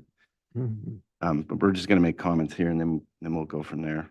And Mr. Chair here will monitor it, just keeps things orderly. Not to interrupt you, I just wanted to explain that so you don't think I'm being rude, No worries. even though I probably am. But I'm just saying this for the board. I don't really understand how this thing drops off. So I think one comment we can make when you come back, I'd like to see, when the applicant comes back, rather, I'd like to see a section, longitudinal section cut through the south, it would be the southeast side of the house, probably, maybe even, well, maybe one or two. There's through the existing part of it, but certainly the southeast corner where you're making the addition, all the way down, like, it probably just needs to go through that and through the house below you. So we understand, we've studied this neighborhood a lot and appreciate the comments from the public speaker, and the answer to your question is we are one of the elements of the county that try to protect your property values as best we can. So you're not out in the middle of nowhere. You're in the radar, pretty well organized, and we've spent a lot of time trying to mitigate what needs to happen in a kind of a crowded neighborhood here on a hillside. So these hillside issues and how houses kind of relate to one another is usually the issue with this neighborhood that we're trying to mitigate. So your comments, ma'am, were right on. And that's what we're trying to look at. So I think we're not hearing anything today from the neighbor below. But I do think just understanding how that section works and how you guys sit above them, not only for them, but for your point of view, to make sure you guys get the kind of things that your client wants to enjoy in the house. So that's typical for our review here. I personally don't have a concern about the materials of the house or the color. I think that's kind of a preferential thing, and it like the architectural styling and detailing of the existing house is really well done. It's this kind of Danish or Scandinavian, what's the word for the burnt wood? Shiguribon, like it's become kind of vogue in the last few years in this part of the world, but as they settle in and become kind of patinaed, it tends, I think they're fine. I think it's a new thing for some people. They don't like seeing an all black house, but I think it's cool. But I think the neighborhood's kind of eclectic in terms of materials, so I think that I can totally support that. But again,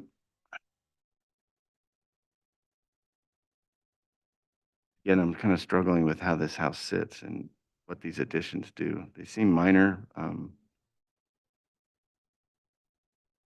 Okay. Mr. Chair, can you kind of frame, I think what. We need sections. We need sections for the house, north, south, just to show the slope and how it relates to the other, show the neighbors too.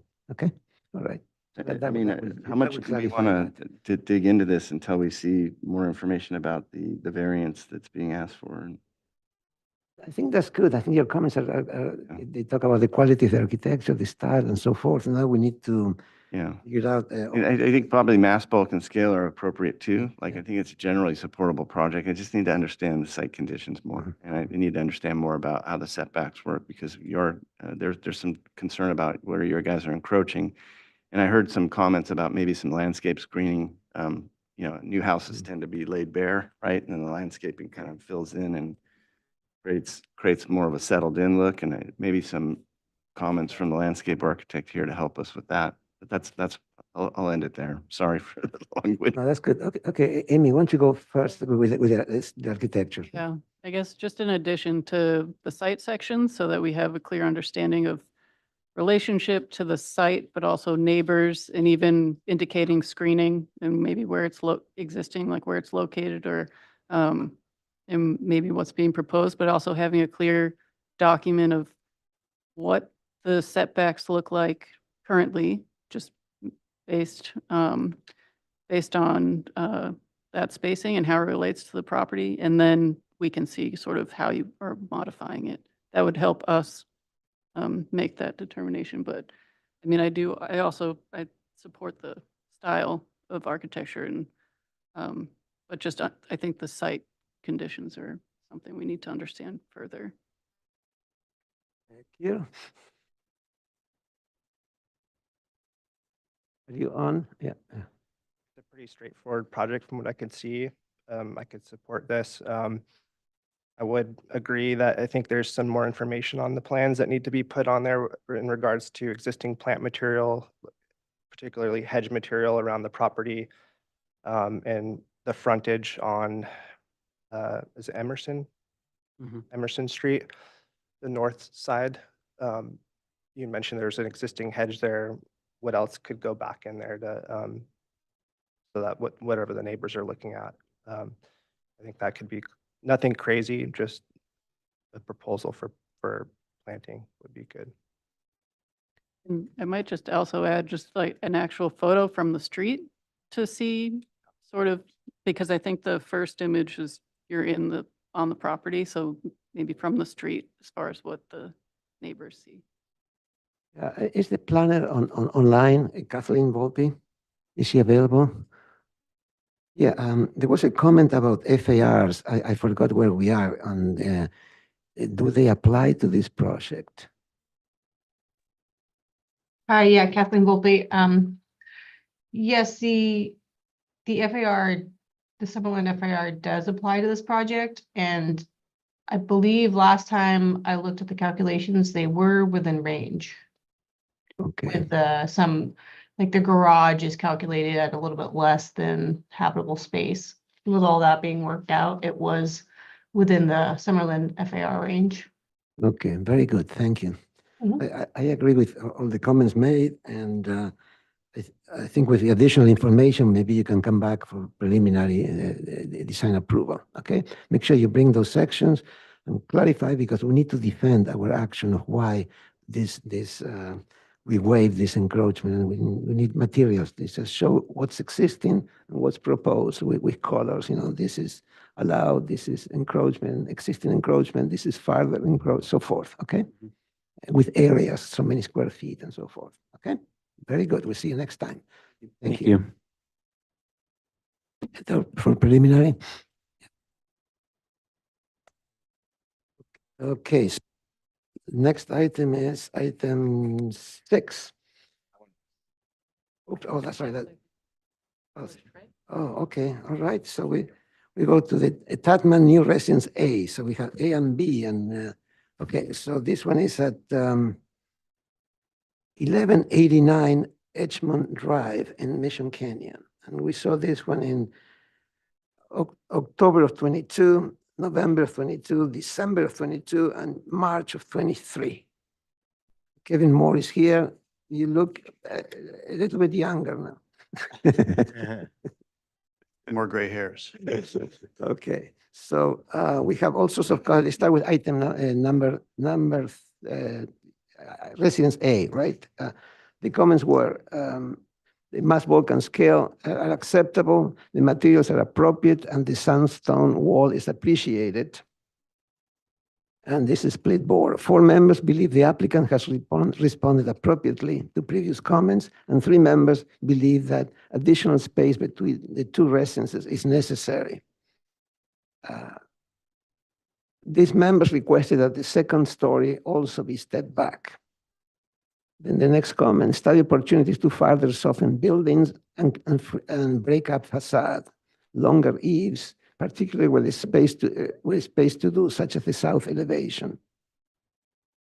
The plant palette in the front yard is generally acceptable. Integrate larger scale native shrubs in areas farther away from the house. utilize a large-scale shrub to provide greater slope stability and transition the residence and foundation landscaping into the landscape, into the surrounding landscape. Eliminate the ligustrum hedge whenever possible, except between structures, and provide screening with alternate species. What else do we have? Now, so those were the comments. So what did you do? I'm sorry, we have a planner memo as well, Oh, great. Can we go over that? right here on the screen. Let's see. Please note that since the projects were last seen by SBAR, the applicant has submitted all required agency approvals and specialized studies, including approval of the county, of the fire department. The fires have been attached to the memo. The applicants require third parking space. Oh, that's a biggie. Okay, very good. So you've done that. You added the third space. Okay, very good. If we can open the plan. So the makeup of the board is a little different than the last time this project was here. So I don't know if we need to go backwards at all, or if we can just focus on the details for final approval. All right. I think if you respond to the comment, applicable comments, so the mass Vulcan scale were considered acceptable and the materials appropriate. And now there was a question that Okay. 4 members thought that that was fine. There was a minority opinion of 3 members requesting additional space between the 2 residences, and the second story we stepped back. So that's, and then this and the comment D and E. So if you can address those comments, Well, then it'll be. Yeah, I'll just take you through the updates that we've done to the site plan based on our approval with fire, and then getting that extra parking space in. So if we could flip to the site plan. And zoom in there. Yeah, so what we negotiated with the fire department was a slight roadway width increase, and specifically to make sure that any visitor parking or additional car parking was off of the existing roadway width. So we incorporated between the 2 parcels these this kind of expanded roadway area.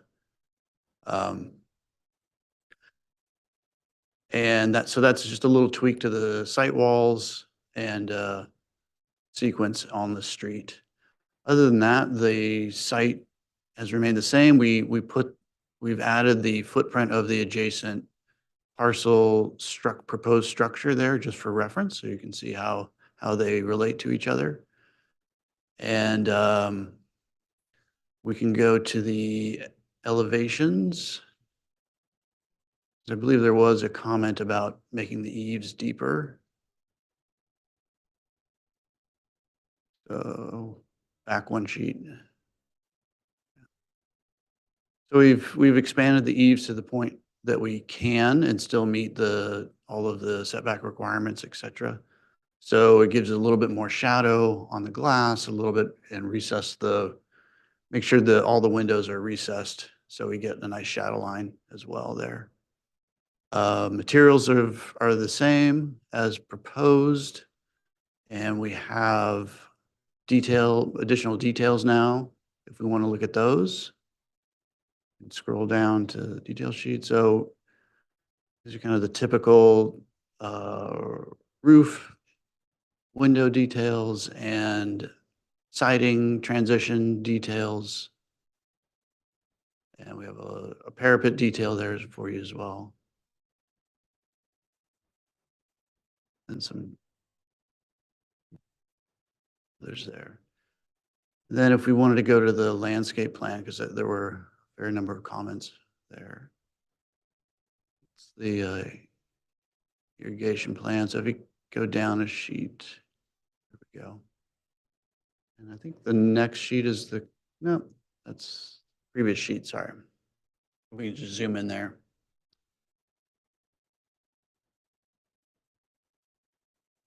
So there were some comments about trying to maintain a little bit more natural planting, a little less reliance on the hedge material.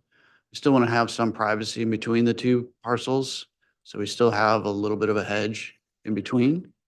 But for the most part, we're working with a fairly natural palette for the area. So I'm happy to take any questions about those. I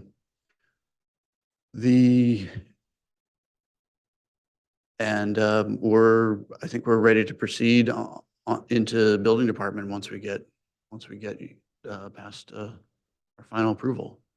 So we look forward for your comments.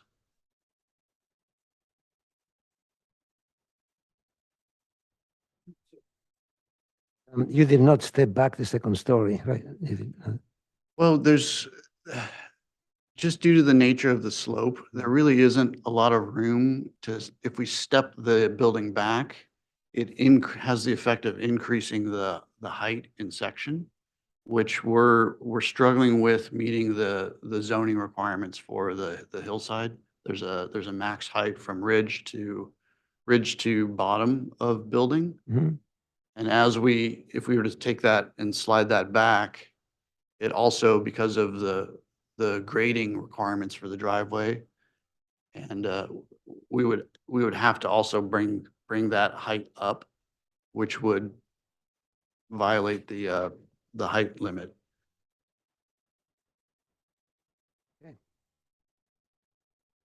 Good, okay. Any other questions from the board? We have, Yeah, what's the material for the parking and driveway? It's just a concrete surface because of the slope. It's very steeply sloped to the garage. I think for the new members, we've seen this quite a few times, so you can imagine that we have quite a bit of back and forth. But we do have a lot of public interest in this project, and I'm going to call, let's see, we have 1, 2, and 3 people, and I was. You guys can please turn them in right now.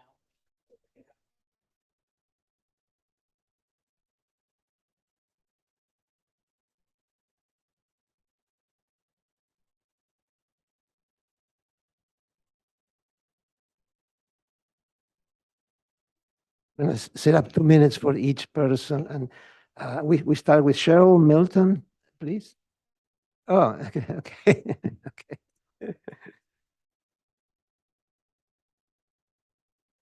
Yeah, go ahead. Yeah, state your name and you have 2 minutes to I'm speak. Sherilyn Milton. I live at 2622 Montrose Street, and I've lived there for 29 years. Love the neighborhood. I'm also a general contractor, and so I am pro-building. I'm totally into that. But in this case, size matters. I gave you a handout on surrounding home sizes and lot sizes. And as you can see, the 2 proposed houses on 1181 and 1189 are much higher percentage to the lot size than anything else on Edgemount and on parts of Montrose. I just did the first half of Montrose. So that's my biggest opposition to these 2 projects. The houses are too big. Size matters, and they're just too big. Where our house is located, if those 2 houses are built in their proposed size and how close they are, it looks like one big hotel. I would like story poles to go up with any changes that have been made. They don't look huge on paper, separately written out like that. They are huge in person. The other thing I'd like to comment on is fire protection. After the LA fires, we're even more hypersensitive about fire. And the last time they came through and said they had fire approval, they did not. That was not correct. And I actually went out to Santa Barbara County Fire and spoke with Chris Olmsted. And he said it is approved with many caveats. So it's not a final approval on fire protection. It's our biggest issue up there. The Jesucita fire came through in 2009. We lost 8 houses on the street. And if you have something like this where it's so difficult to get out of a narrow street, I don't know. It just doesn't seem right. We have horses out there. It's a country location. I'm up. I'm down. Yeah. I just hit it under the wire, didn't I? Okay. Thank you.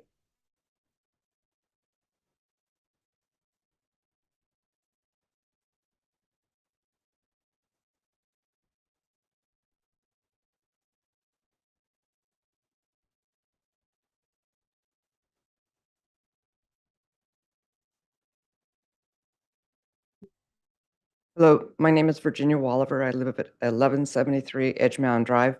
Our property abuts to the Tapman project. Our main concern, we have many, is evacuation procedures on a dead-end street with construction workers working and fire equipment having, as I've seen before, having to back out of Edge Mountain Drive because they cannot turn around.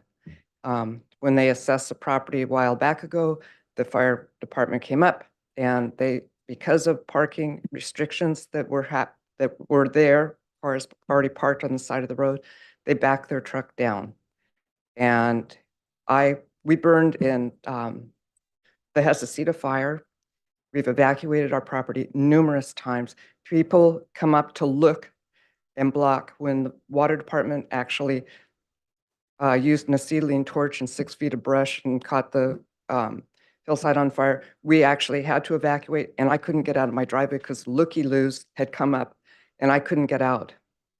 And if we've got people working up there, it just minimizes our ability to evacuate. Well, this project already has received preliminary approval and there's going to be a project here. So if you concentrate more to the approval pending, which is the final approval, which is what we're saying. I guess my question would be if there's turnaround for the fire department now from the project and construction workers were parked there, where is a fire truck going to turn around? Can I speak real quick?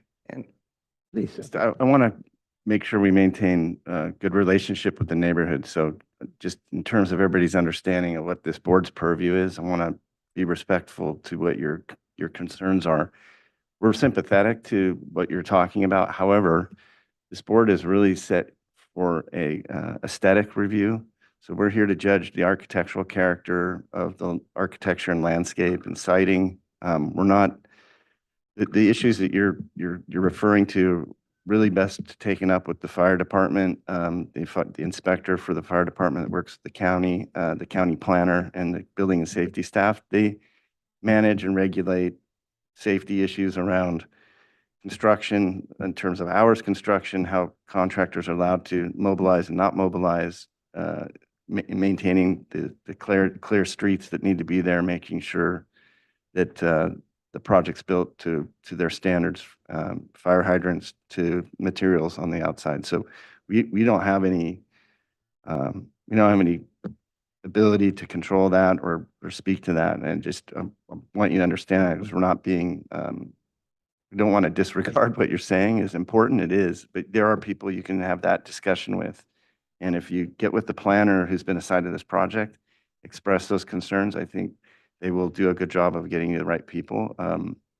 I live down the way and I'm right up against the wildland interface. So I'm also very worried about the same things you are. So again, with all due respect, but we're here to judge the aesthetic architectural character. We can speak to things like size, bulk, and scale, neighborhood compatibility, but only from an architectural and design standpoint. And we really just kind of focus on landscape and architecture and placement of buildings and try and get them nestled in so they look appropriate. So thank you for letting me speak, Mr. Chair. Furthermore, this is the 1, 2, 3. This is the 5th time we looked at this project and we have made decisions and this project, I want everybody to understand that already has a preliminary approval and this is the final approval.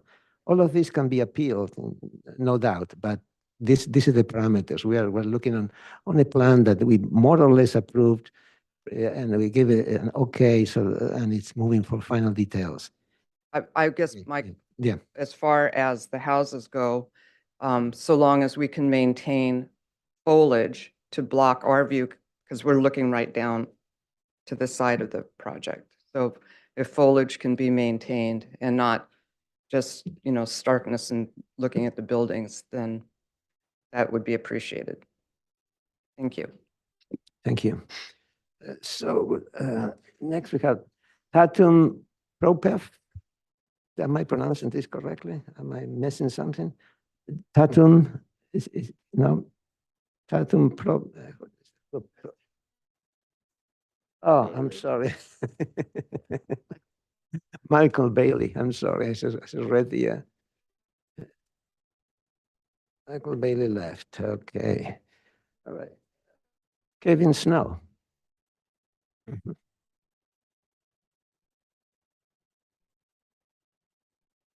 Okay. You want to run Greetings, the everybody. I appreciate the volunteer work you do and the challenge you're faced with trying to balance all these community interests.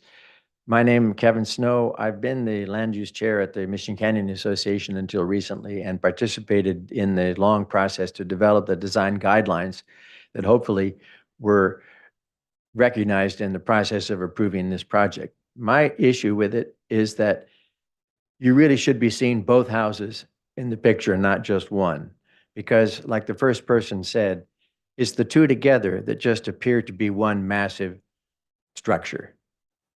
And I think it's unfair to the spirit of the design guidelines, the energy and input from the community that has gone into creating those things to ensure a sense of community continuing and a feeling that people appreciate about the neighborhood in which they live. So I think the design, the size, the bulk and scale, not to mention the geologic and drainage issues, which I realize is not your concern, but taken as a whole, I think the project definitely does not deserve approval based on the design guidelines. Thank you. Thank you.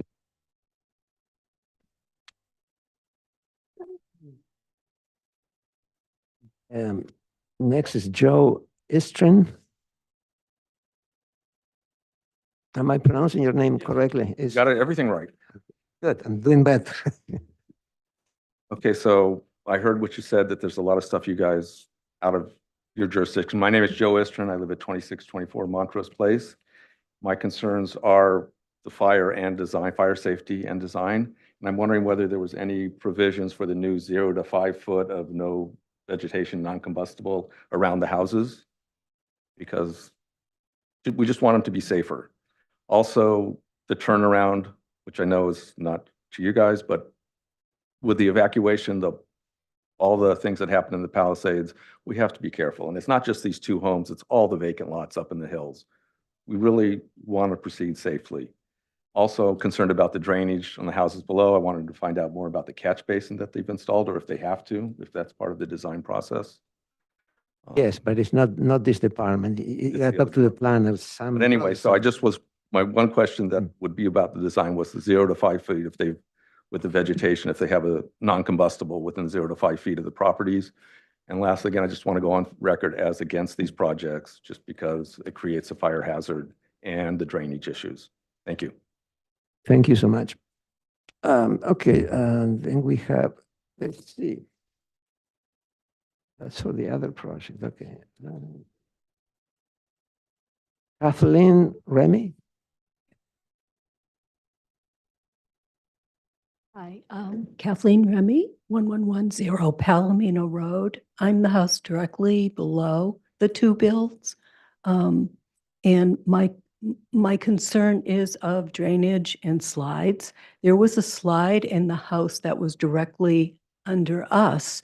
And when that house was being built, we were assured that it would be safer because of the caissons and such that they needed. But in fact, it wasn't. And there was a slide that narrowed Palomino down to one road. They've been chopping that away to get it back up to a 2-lane and to put cement barriers so that the ongoing moving soil is held back. So I'm very concerned. I realize this is not about slides, but I'm very concerned about the safety. If we go back to looking at the aesthetics, I wonder what materials that they use for the huge retaining wall that I'd be looking at, because that would be like looking at a big block. I'm just wondering what materials are used for the foundations, because for me, looking up, that's going to read as one big hotel.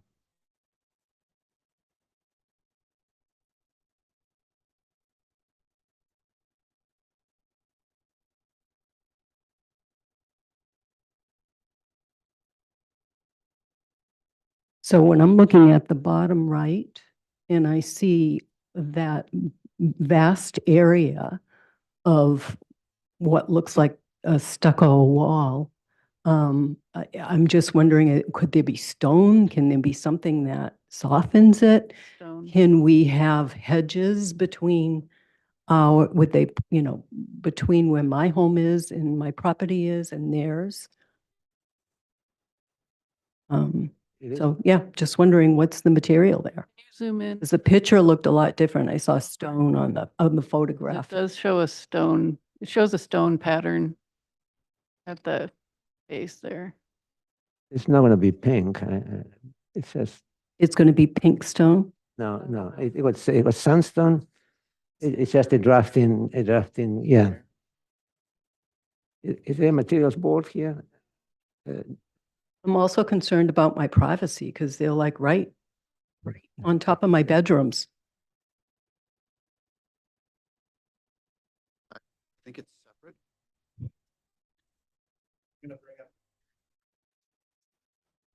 It actually looks like. Okay.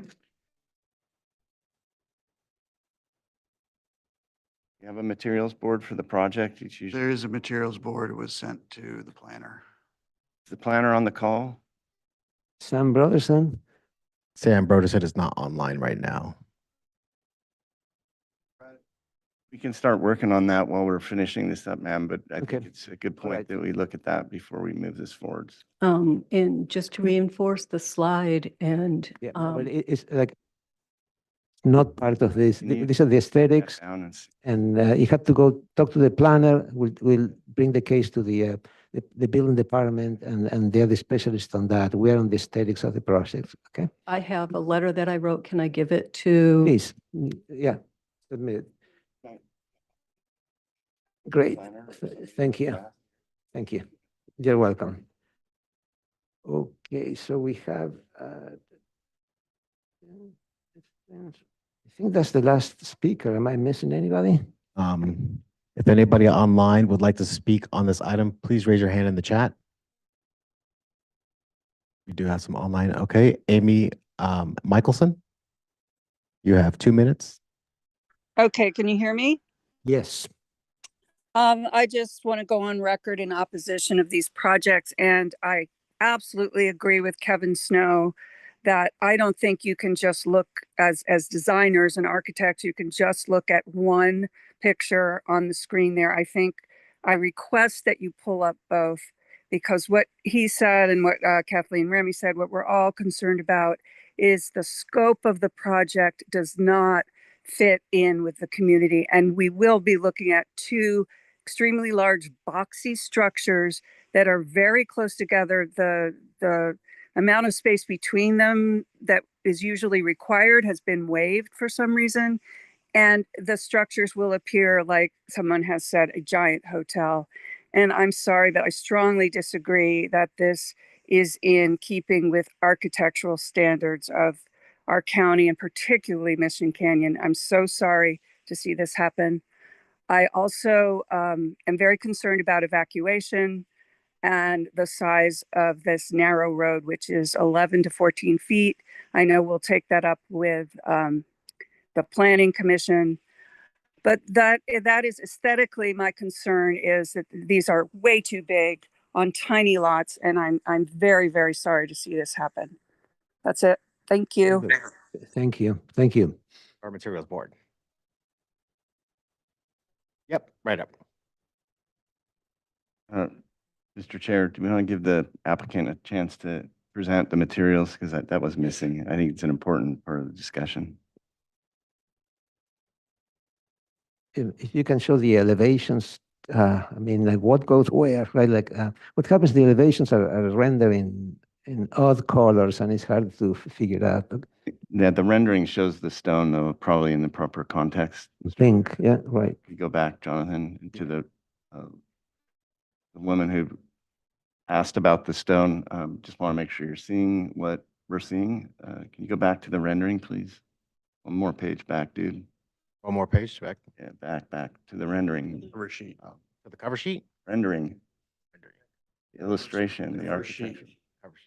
Come on, Jonathan, let's go. Sir. There we go. Here we are. So the base of the building is looks like Correct. So we have a sandstone base, and we have areas of plaster, just a smooth trowel plaster, and in the color indicated on the materials board. And then we have a cement board siding that's in the color indicated on the materials board. And then we have a darker metal roof, standing seam metal roof. and the eave is actually enclosed, yes? Correct. So it's a plastered eave enclosed. And every material you have on the exterior of this is a Class A Firewise material? Yes, it has to be. The eaves, the underside of the eaves are painted the same color as the plaster, white, is that, or off-white? Okay, Yeah, it's an off-white, yes. off-white, okay, very good. I'm glad you clarified.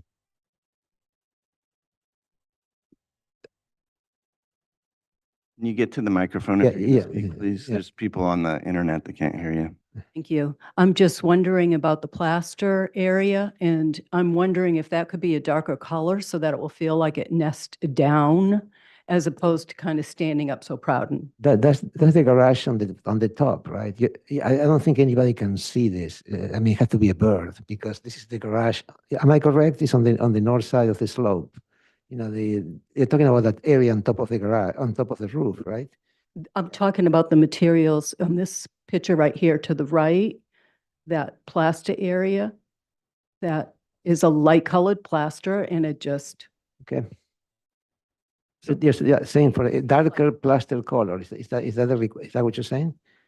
Yeah. saying that. We're a little confused up here, Well- ma'am. Are you saying that you'd like to see that on the entire house and the garage, all the plaster darker? I'm just saying that in that you've got the wood, the cement wood Yes. is a darker color, and then it wraps to the plaster, which is a lighter color, which to me kind of doesn't nest into the hillside and go away. So your comment is that you'd appreciate a darker color on the plaster Exactly. throughout the project. Would appreciate hedges. Got it. Thank you. Thank you. It's back to the board now. Look, I'll take a swing at my comments here. Again, just, I want to make sure doing good PR work here with the neighborhood because this board listens to the comments and we appreciate you guys taking time to come here today and participate in the process. And just wanted to respond to one comment I heard about slope stability and foundations and all that. Again, this board really, we're not equipped to deal with those issues and review them. The Building and Safety Department has engineers who study these things. If you have concerns about that, you need to take that to the planner and they'll take you to the right people to make sure your concerns are addressed. Obviously, we want to see stability of the slopes. We don't want to see any erosion problems. We don't want to see any of that, but there's no engineers sitting here today. We're really just looking at the aesthetics and mass, bulk, and scale and kind of scope of projects. So we heard you, but there's nothing we can do for you on that front. You're going to have to take that into the building department and make sure that they're doing their job for you to ensure that. As far as comments on this item today, as the chair has said, you know, we've looked at this project extensively. Some of the members that have looked at it aren't here anymore. Some are. Some are new. The project was story polled. There were site visits. it's been reviewed and looked at quite carefully. There's been a lot of public commentary and there's been a lot of study on this, a lot of back and forth with the applicant. So to be clear, if we're just going by our previous minutes and, we kind of have an obligation to move forward. We can't hand off comments and then backtrack and have these hearings be successful. So I'm going to kind of go by what the chair already intimated, that we should really look at the SBAR comments that we have today before us and where we're at currently in the process. And we feel like we've heard from the neighborhood clearly. You guys have represented yourselves very well this hearing and previous hearings. So want to make that comment. So the first comment is mass bulk and scale of the individual residence is acceptable. So what that means is the last time we heard this item, we kind of put that issue to bed as far as this board's concerned. And that's the direction we gave to the applicant. And we're here now looking at the results of that. So I don't feel that it's fair to our process or to the applicant or anybody that would do this to go backwards after we've already given a clear indication of our consensus on that. The materials and appropriate and sandstone wall is appreciated. Again, that's been done. We appreciate that. We appreciated that then. We appreciate it now. Some of the members of the previous board responded that they thought the applicant responded appropriately to the previous comments. You're going to have to go back to the record to look at those. There were many. The applicant's been through a lot of commentary and responded, I think, in good faith to those. Whether it's to everybody's liking or not is up to your own opinions, I suppose. But I think the real issue today is still hanging in the middle of the project is some of the members of the board believed that the space between the residences was inappropriate. And we're concerned about the high fire hazards that those pose. That technically is a design issue, and it's something this board could have commentary on. So that's still open for debate, I suppose, today. And there was discussion about softening the buildings and breaking up the facade. So one of the ways that I see that the applicant's broken up the facade is by changing the materials at each level, which is a genuine architectural part of the architectural toolkit to break down building mass, bulk, and scale. Obviously, I don't think any of us would appreciate seeing this project in one material. If this was one big plastered box, as it's been referred to, I think we'd all be unhappy that it was all stone or was all siding. I think it wouldn't be as attractive as it is at this point. Again, subjective commentary there, but I support the fact that you've done work to make the material of the building variable. You've got 3 nice materials, including a roof that seem to be working. So I think that softens the building in my mind. You've extended the eaves somewhat, maybe not as much as some of us would like, but that was done. And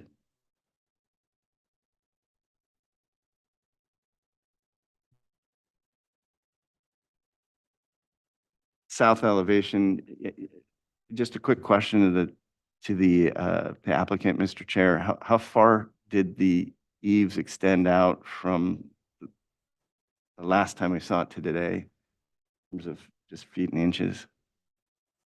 So we have we were only able to extend it another 6 inches to keep it consistent. That's all I need to hear. Thank you. I don't want to drag you through any more discussion on that. The other thing was the plant palette in the front yard is acceptable. However, integrate larger native shrubs. So I think here is first time looking at this. So I think careful study to that. And I'll defer to you on that. If you want me to come back to you on that, I'll look at it more carefully. There was a request to remove the linear Lindstrom hedge wherever possible that was kind of running down the middle of the site. It looks like that's been done. So and just for the record, I was the one that created the motion last time to move it forward. And we had a 4-3 vote to do that. So I guess the only thing that's fair to comment on at this point is whether or not there's anything that can be done to change the relationship of the two buildings. I understand these two buildings going in at the same time has kind of created a context in the neighborhood commentary, and the individuals who have spoken have asked us to look at this as two buildings coming in at the same time instead of just this building alone. I am looking at this in context of the other building. I do see the proximity. I can't look through this entire neighborhood and find that that is an exception to kind of status quo of what's there.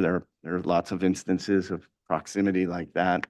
So you could say that it fits into the existing context or the traditional way things have been cited. I think thinking about fire and going forward and good design and proximity to buildings, I think that's a definite concern. But when I see buildings that are being constructed with fire-wise materials, with buttoned-up eaves, using modern, construction techniques and careful landscaping, it doesn't present to me as much of a concern from that point of view. From just a general appearance in the neighborhood and the proximity, I can't find that that's an issue at this point. I understand other people see it differently, but I don't. I would say I can support to move this forward. I think it's been reviewed enough. And I'm trying to be very careful here because I know this is a contentious issue and I don't want to seem like we're not, I just don't want to be too hasty about this. So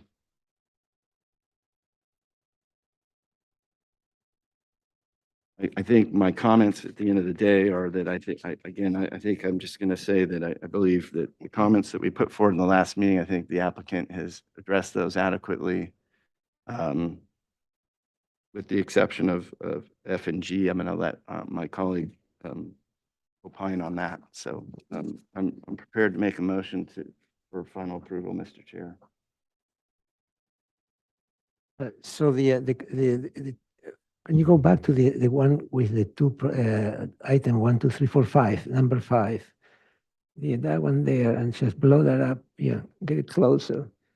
So the comment was about the proximity between the two buildings. Can you go a little bit larger, please? Yeah, the proximity between the two buildings. Is that the comment you're referring to, Mr.? Yeah, I think that I feel like that was left open for future discussion, which brings us to today. And I think there could be debate on that. My current, I guess I'll restate what I'm saying.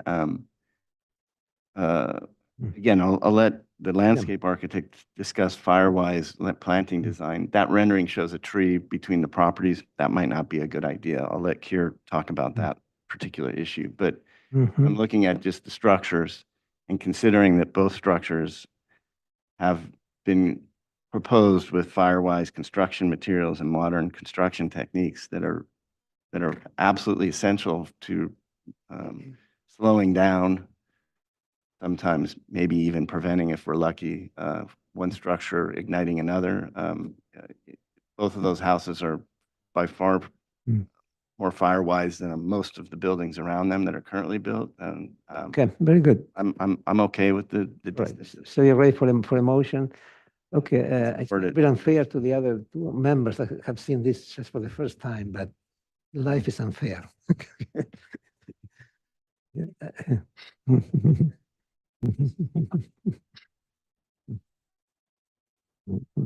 I reviewed the plans pretty thoroughly.